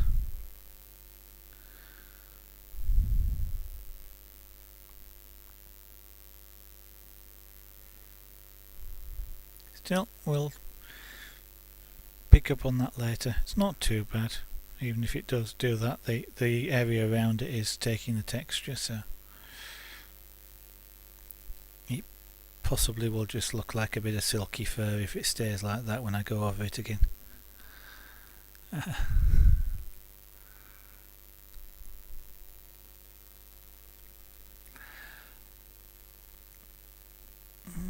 Funny if I mainly do paint. Yeah. Interesting things to do, I think. One of the things I find easy about them is you don't have a lot of perspective to worry about, because you tend to want to do them fairly close up. So landscapes and stuff, I sometimes struggle with the perspectives of things. With acrylics and watercolours, I try and watercolour as in wet paper watercolour, or just watercolour as in watercolour paints, because obviously I know they're completely different to each other when you're working on wet paper. I don't know how people do that. I kind of look at the hairy stick stuff and I kind of like to have a go at it, but I've got the airbrush and I like doing that, so I actually do have some acrylic paints. My wife once bought me for Christmas a Bob Ross kit. Still have it somewhere, I've never opened it. I've still got the canvases as well. You were on about canvases the other day, free. I've got some big, well, it must be 2 foot by 3 foot canvases. I've got about 10 of them that she bought me, and I've not used them with Bob's kit, and I've not used them with the airbrush. I don't want to waste them. I haven't found anything that's worthy of going on these canvases, but I must try it one of these days. I love trying new things out and seeing whether I like them, and that's how I did carving. It's how I've done the airbrush work. It's how I've done the scratch board. It looked interesting and I wanted to have a go. It's like the bead work as well, which Bubbles the Monkey does. I've seen that done a few times, and the pixel based art, the individual dots of the beadwork, sort of fascinated me enough to actually go out and order a kit to try.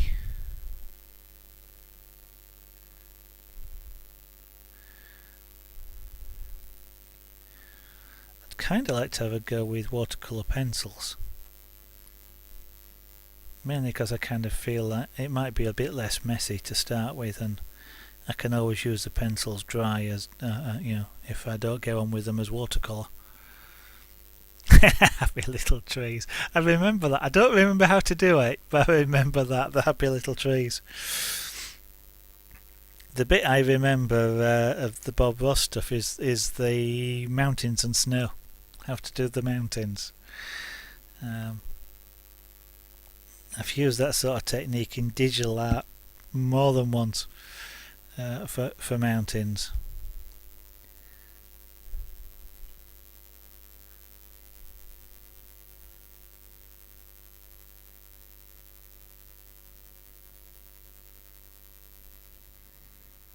Right. I've got a feeling I'm not getting this hair quite right, but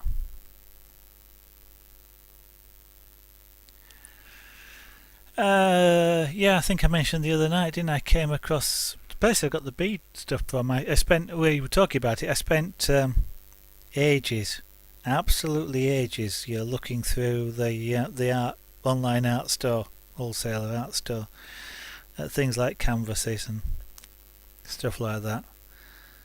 Like 200 canvases for 200 quid, assorted sizes, the little ones and big, nothing your size, but just that sort of thing. It was kind of struck me,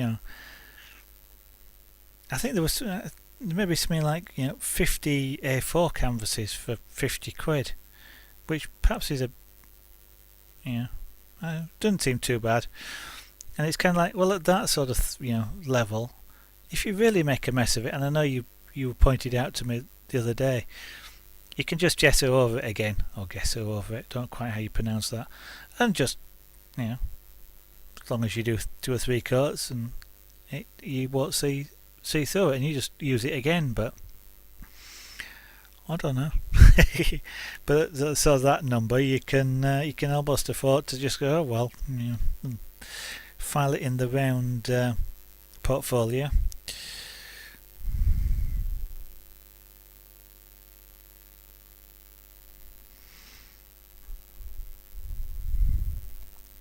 Oh, I missed that one. I just want.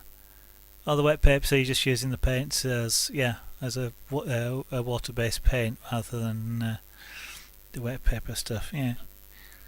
Yeah. I've watched quite a few people the infomercial type stuff, as well as people doing it on YouTube and things like that. And it's still they wet the paper, they put the paint down. It seems to always flow the way they want it to flow, and then they take a tissue or a wet brush and the paint vanishes from where they want it to vanish. And I know it's all skill. I know that they've been doing it for years and years and years, and they're making it look easy. But whenever I look at something that looks easy, I go, that must be really hard because it looks easy. And I'm going, I don't think I could do that. It's a pity in a way. It sort of puts me off, but I'm not quite sure I want to, build up a collection of acrylic or watercolour paints or anything like that in order to be able to do something. I've got enough, mind you, I suppose I can use the airbrush paints as well. I was about to say I've got enough airbrush paints, and they're acrylic as well, so, but not watercolour. I mean, I can possibly use those as well, so I can maybe dabble a little bit.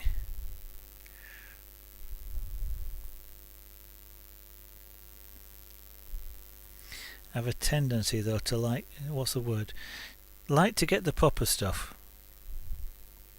So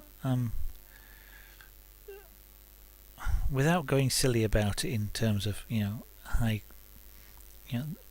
what might be perceived as the best X or the best Y, but I kind of like to know that I've got good enough stuff that if I'm bad, I'm bad because I'm bad, not because the stuff I'm using is inappropriate. CJ, good evening.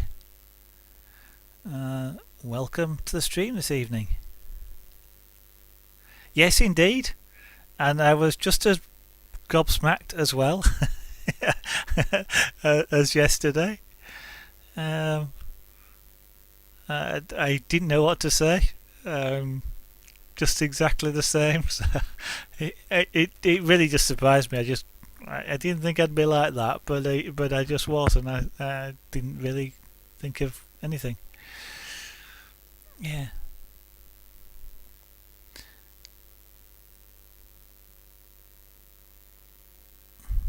Yeah, I'll have to have a look at what imagine. I was about to say I'll have to have a look at these all the canvases, but I've got these 10 that I suppose I should use first, even if I make a mess of them. I've had them for a few years now. Bob was still around when I got them, so I must do it. It's not going too bad. It's progressing as it's a relatively slow art form, so it does take a while to do, but. And I'm kind of actually feeling I'm not quite getting the fur right. It doesn't quite look correct at the moment, but a couple of more passes and it might become more acceptable.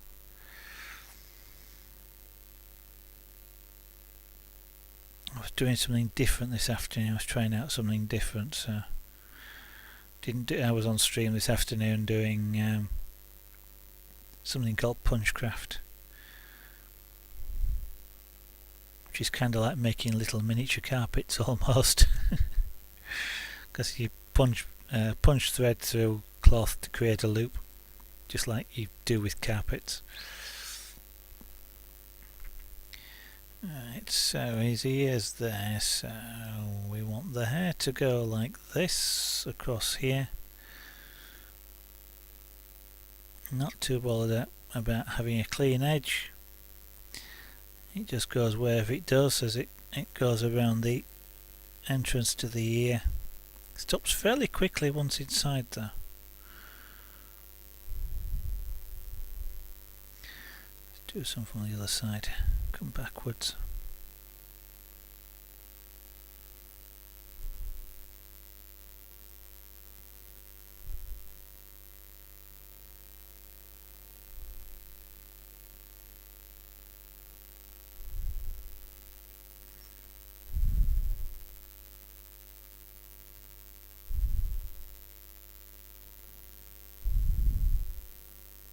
There we go, like that.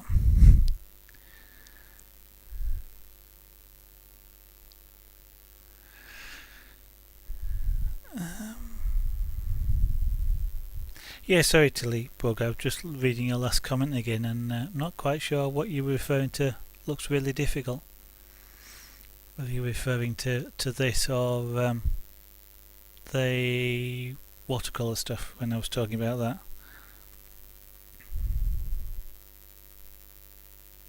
I'm not sure. Yeah, well, I love to be in control of what I'm doing, and when it's when I don't know what I'm doing that I kind of. I just like to know that what I was saying. I just like to know that it's not the tool that I'm doing that's making it bad. When my very first airbrush, which is 40 odd years ago now, was completely the wrong type. It was run off canned air, which Free will know lasts about 5 seconds, and luckily at the and I made a real mess basically, but luckily at the time what I recognised was that the airbrush was wrong, but I couldn't afford a decent one back then, just a kid so to speak. So, and it wasn't until sort of almost 40 years later excuse me,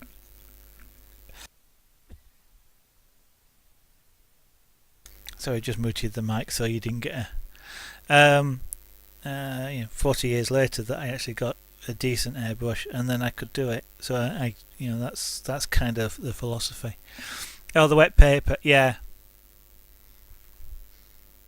Well, I'm sure these people that have mastered the wet paper stuff actually are fully in control. But yeah. Did you go back to your sculpture yesterday, CJ? I saw you till you stopped to do your commission, and I didn't. It was kind of bedtime for me after that. So, how's the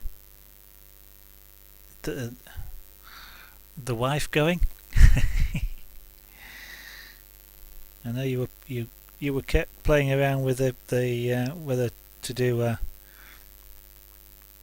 like a jaw robot type jaw casing. I think last time I saw you doing that on there. Yeah, we're full of talented people on the stream tonight. Lost is probably still around somewhere who does music streaming. We've got 3D Bloke who's does airbrushing. Tilly, I'm not sure if you said you streamed Tilly, but is a watercolour artist.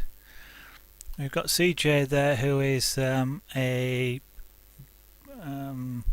sculptor using oil-based clay.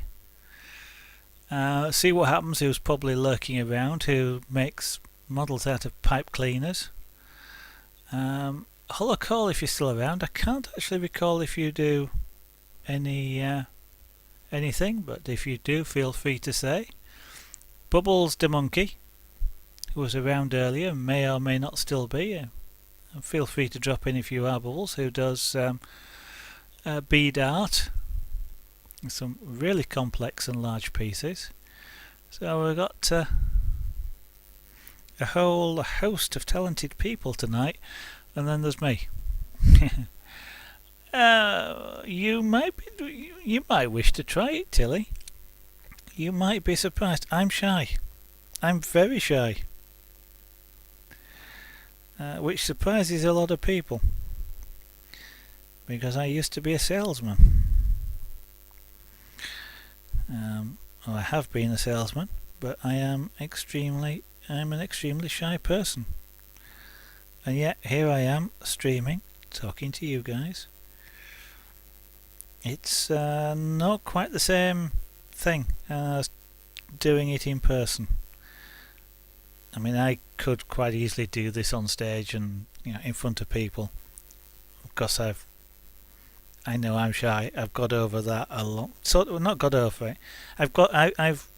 I manage it, if you like, a long time ago, and I've done a lot of things where you can't be shy. I've been a lecturer. I've been a salesman, as I said, and quite a few other things that force you to be in situations where being shy is not something that's tolerated, really. But you'd be surprised. It's not triggering that sort of feeling within me now. For example, doing this, Tilly. So you might like to try it. If you have a webcam, then you kind of don't have a lot to lose. You might enjoy it. If you don't enjoy it, then by all means don't do it. But you might like to have a go.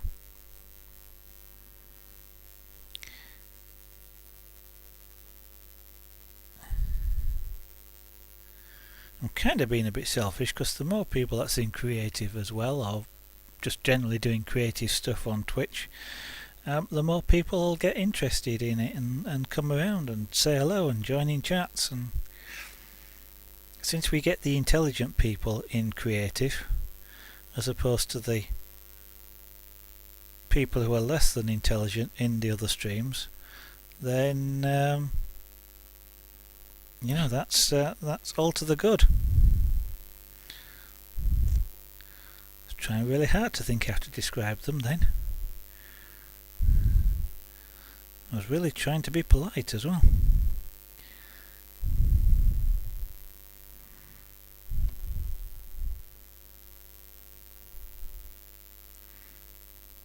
I mean, I think you possibly would describe yourself as being a little bit reserved, if not shy. I mean, shy is a sort of an emotive word, really, but reserved, perhaps, I think. And yet you stream.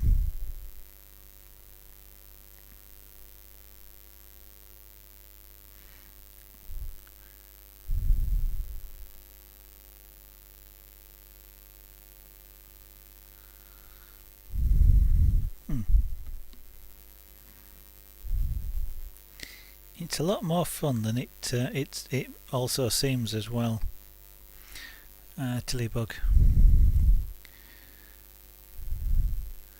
I mean, I seems like I talk for England, really, doesn't it? When I start streaming, but I think that's a good thing in this particular case, because I think that's one sound and actually somebody talking is one of the things that attracts people to streams. And I am kind of an educator. I've done lecturing in the past. It's kind of something that I've been computer support, and what you're doing in computer support is, apart from fixing problems, is teaching people how not to get in the same situation, like don't forget to switch it on at the wall. You're teaching them and things like that. So it kind of comes a little bit more naturally, perhaps, but to do the talking and to keep talking. But equally, I'm going to say normally, in my normal job, sales and things like that, one of the things you're taught is you don't have to keep talking. You have to let silence reign sometimes. But that doesn't work on streams too well, I don't think. Or at least, if I'm watching a stream or go into a stream and it's totally silent with a person really just doing whatever they're doing, I tend not to be around for very long, but that's just me.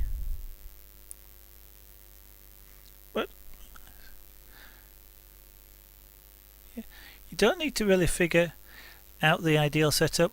I mean, you've obviously got a canvas. Just somehow point your webcam at the canvas, and just try that.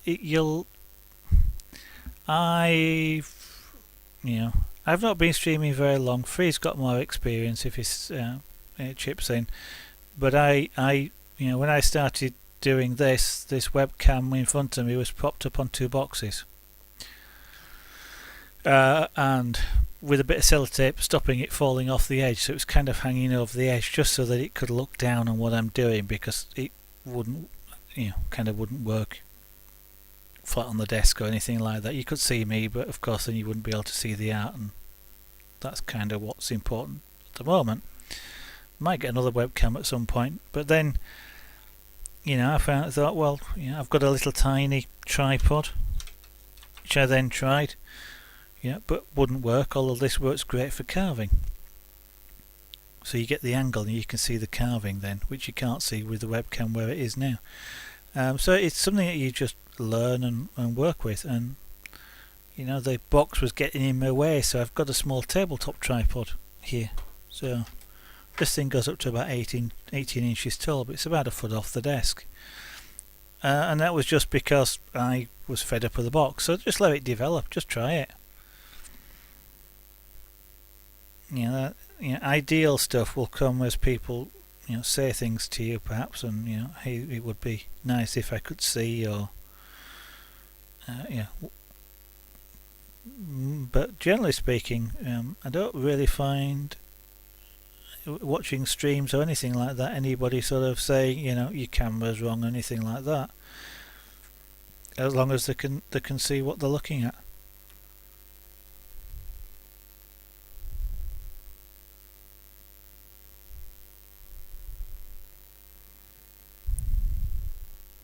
But yes, I encourage anybody to try it once, and then once you've tried it, then you can say, nah, it's not for me, or whatever.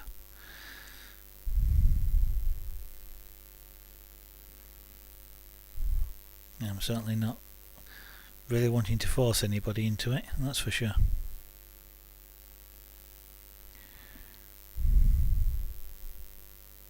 Got a hard area of wood here. It just seems a bit harder than the rest.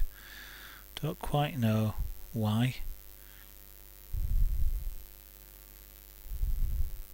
One of the side effects of it is I'm creating really fine lines, but I'm having to move the tool quite slowly to do that, and I'm not creating particularly deep texture. Not that any of this is deep as in several inches or anything like that, we're just talking sort of thousandths of an inch, but just this area around here, the wood is, it's one of those challenges to be overcome in dealing with the wood, which is one of those things that's part of the art form and skill, working with the material. Working with white paint that clogs an airbrush. Yeah, well, one thing I can guarantee, Tilly, is that most of the people that are watching you could not do what you do when you're on stream, whatever it is, either because they'd be just like me, I'm somewhat afraid to try, or a lot of people don't want to put the practice in, or whatever. You will find people saying, you've done really well. I mean, just as an example, I'll show you a pyrographic piece there. Move it a bit further this way. It does have a wing on it, but there, that's better. If I get the reflections off of it. Now I can look at that, and some of the guys on the stream know what this is, but there is a really bad major mistake with that image, and to some extent it's nothing to do with the pyrography, which could be better, but I suspect all artists are somewhat self-derogatory in terms of that, and always want to do better, which is one of the good things. And it's knowing not, having the desire to do better, but not forcing yourself, which is the pressure. Now you say that's brilliant. I say there's one dirty great big mistake. It's a what I describe it as a newbie mistake, but it isn't. And I'm kick myself over it every time, and being the artist in residence, I have come up with an excuse for why that mistake is there. So I'll explain it. If you look at the propellers, you can see them. If this was a painting in real life, you would not be able to see those propellers. They're spinning at several hundred RPM. You can't see them. If you look through a video camera or a videotape, or even a camera, an old analog camera, I guess, an analog cine camera, you can see them because of the interference, the frames, the individual frames capturing the props where they are in their cycle, and so seeing stopped props like that is an artifact of the film industry or the video industry. I should have just drawn blurs. So it's a major mistake to me. So I make up a story. The story is that they've had a massive engine failure. All 4 engines have stopped, which is why they're circling around coming into land. So I can put pressure on myself, or I can just accept I'll get better next time and I won't make that mistake next time. But that's just as an example,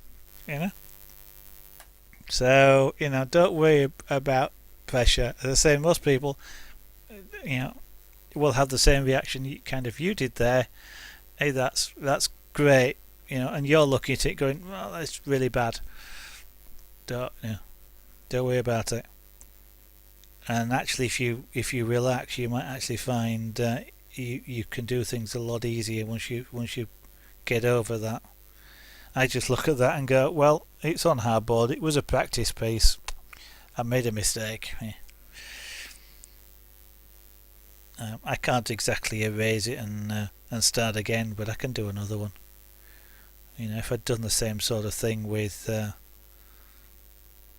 airbrush, then I'd have either done what Free kind of suggests, just gesso over the whole thing and start again, or I'd have just gone, you know what, here's a practice piece, I practiced. And I think that's perhaps, I learned that thing quite a long time ago rather than anything I've learnt on stream, but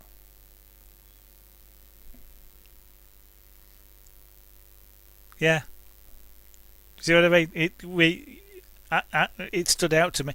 Didn't while I was doing it. It was afterwards, and I was looking and thinking, "There's something wrong with that. What is it?" And then it came to me. But it's that pressure that you put on yourself to be right, to be perfect, and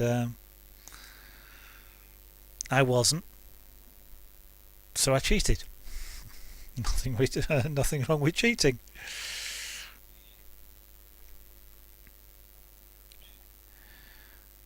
I think Free's had a few arguments with people going on about him, in quotes, copying, because he's using a reference image, or he's used, like I do, a projector to put some lines in the right place.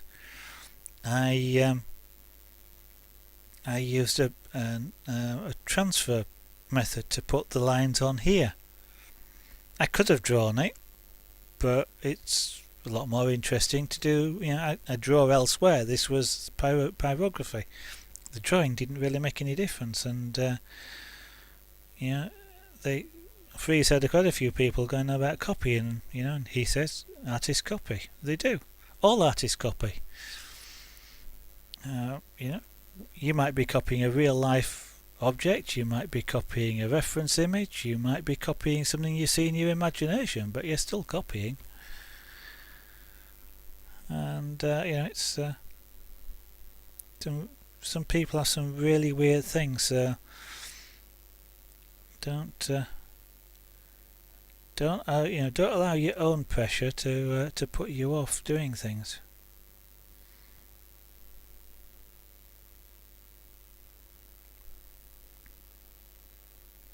And so ends the psychology lesson for the evening.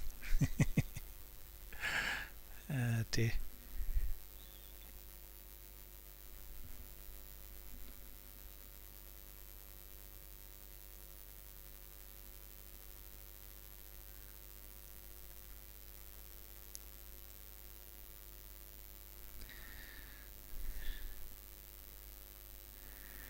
Right. I'm looking at just how much more of this first pass of fur I've got left to do. I'm just wondering whether I actually want to do this tonight or whether to save it for another stream. I'll do a bit more anyway. Not quite wanting to finish just yet.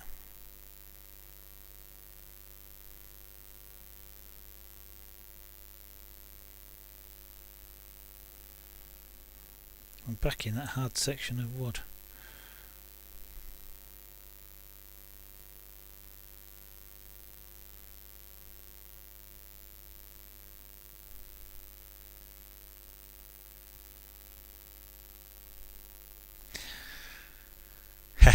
Well, thank you very much. I'm glad it was helpful. And I suppose a couple of other things come to mind. You know what they say, with any form of art, there's the happy accident. If you don't make what might be considered mistakes, you can't have a happy accident, which can completely transform a piece.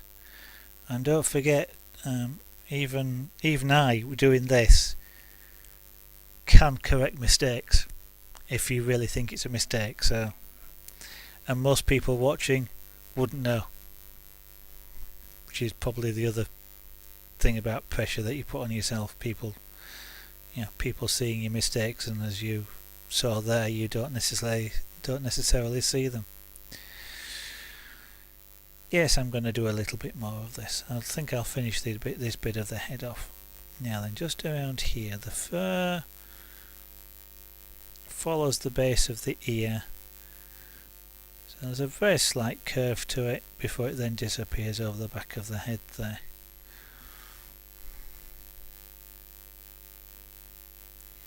Now I was going to practice doing things in the opposite direction. I'm working against natural curve here. Well, I should be doing it that way. For some reason I seem to be able to do it better this way tonight, and I should really practice the other just to make sure I don't get handed. But I think I will just carry on with what's working at the moment. I may do that I will have to do that when I go over this piece, because creating that texture, which is a V-groove, the colour's only on one side of it. So to get it darker, I can immediately get it darker just by doing the other side of the V-groove that's being created.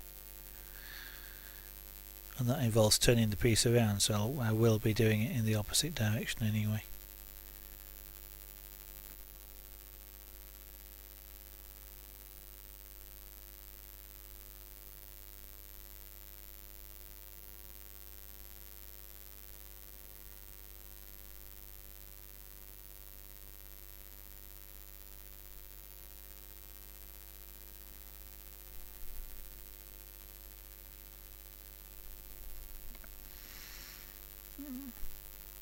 Oh, that's a pity, Frey.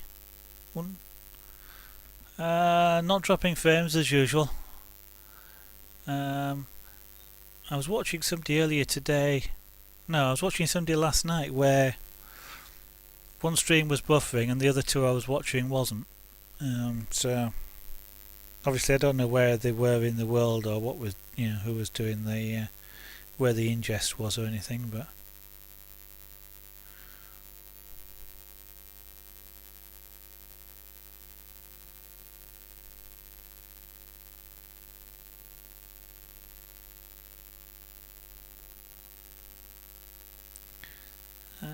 You're not getting throttled, are you, Free? I can't remember who your ISP was, but I recall, for some reason I recall that they do at times do throttling.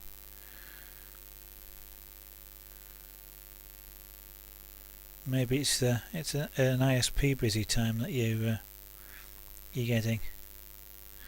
Mind you, it's what, 10:15 at night in the UK, so wouldn't have thought it'd be that busy, I guess.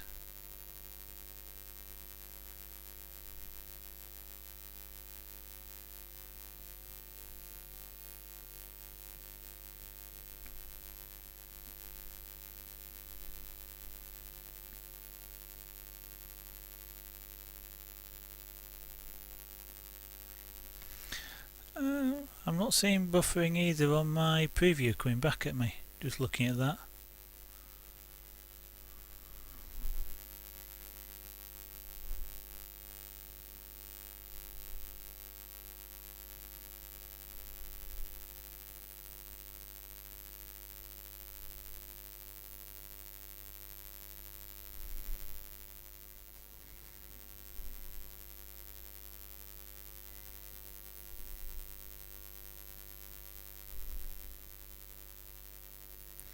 I've gone silent now, haven't I?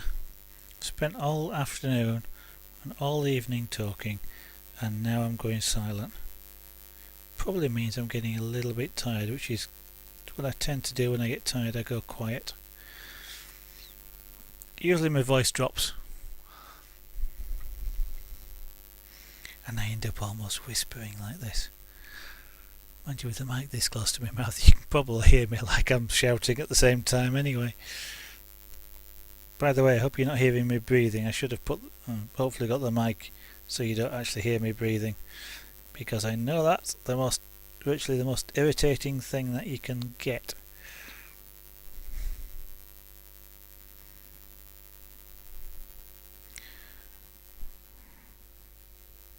And it's people who are not used to wearing headsets that suddenly get them that do that. They stick the microphone right in front of the mouth. And so there's a tip for you, Tillybug.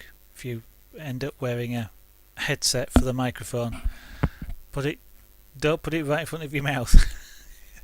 Put it to one side or just underneath or just above, but not in front. It's the most irritating sound you can get is somebody going on stream. I know Free's used to it. But yeah, we're not that sort of stream. No, thanks, Tilly, that's great.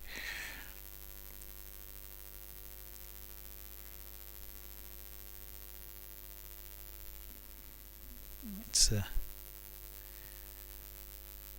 whilst it's easy to watch your own recordings back and things like that, sometimes just that sort of thing it doesn't register on your attention, so having somebody else let you know it's okay is a good thing. Mind you, there again, they do occasionally fool you. Baby Tears isn't on tonight, otherwise I was going to tease her, but I spent quite a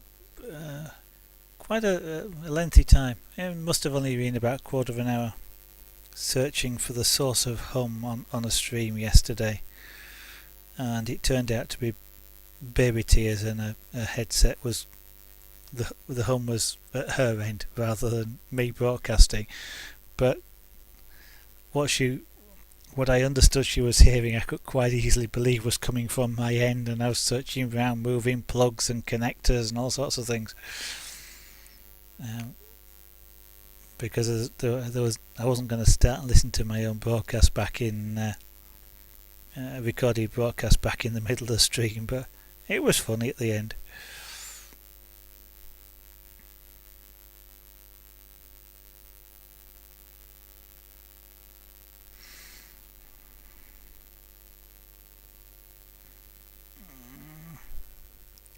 Oh, Tillybug, thank you very much for following. That's most kind of you. I'm glad you've enjoyed yourself enough to want to potentially come back. Now then, I've got the hair angles wrong here. Just to point out a mistake. This should have come over and curved around, but I've now got a line here where the hair's going in two different directions, and that doesn't happen in this part of the head. So what I'm going to have to do at some point is just overlay the texture. Just make sure I overlay it and correct the angles. In fact, I'll do a little bit of it now. Doesn't need much, but it's just one of those, one of those mistakes that, again, might not be visible on stream telly, but would bug me. And yet, ultimately, it's not that important. It's easily corrected from, in this particular case. So it's not something that I need it to worry about, really. Believe in yourself is what it's all about.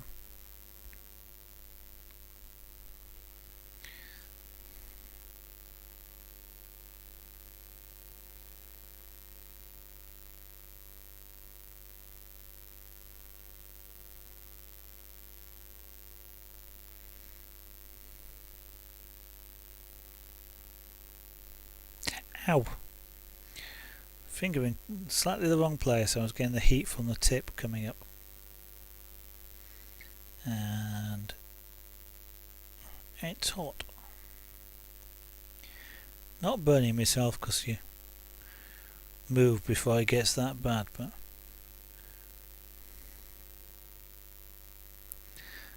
okay, well, I am recognising that I'm obviously feeling tired because I'm going quiet, so what I'm going to do is just finish this little patch here, and then I shall let the stream go for this evening, and I shall be back tomorrow.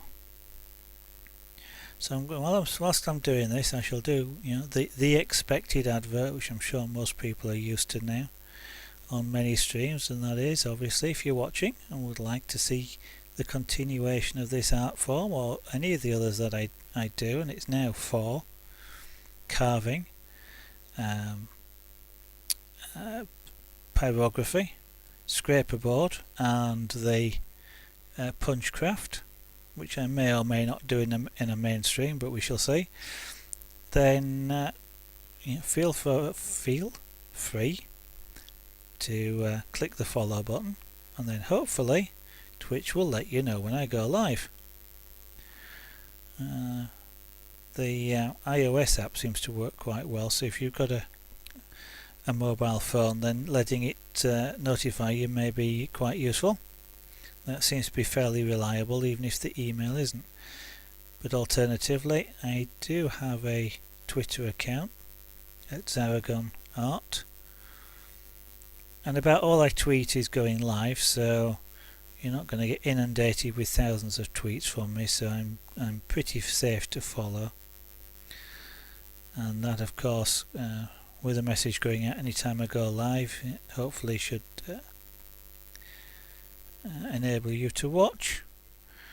And tomorrow I'll see about correcting some of that hair, I think, but that's as far as I'm going to take it for this evening, so I'm going to put that pen down and switch off the pyro machine, because sometimes saying pyrography is quite a mouthful. And I'm going to say thank you to everybody that's watching. If you want to know when I'm going live next, it almost certainly will be tomorrow night, about 2.5 hours previously to what it is now. It will be 8 o'clock in the UK time, and whatever time it is local to yourself. So generally around there, maybe sort of a quarter of an hour earlier, just depending on how my tea has gone and one or two other things. So again, thank you all for watching, for following, and Bubbles the Monkey, if you're still around, thank you very much for that donation. That was absolutely outstanding and amazing. Thank you. And everybody, have a good evening.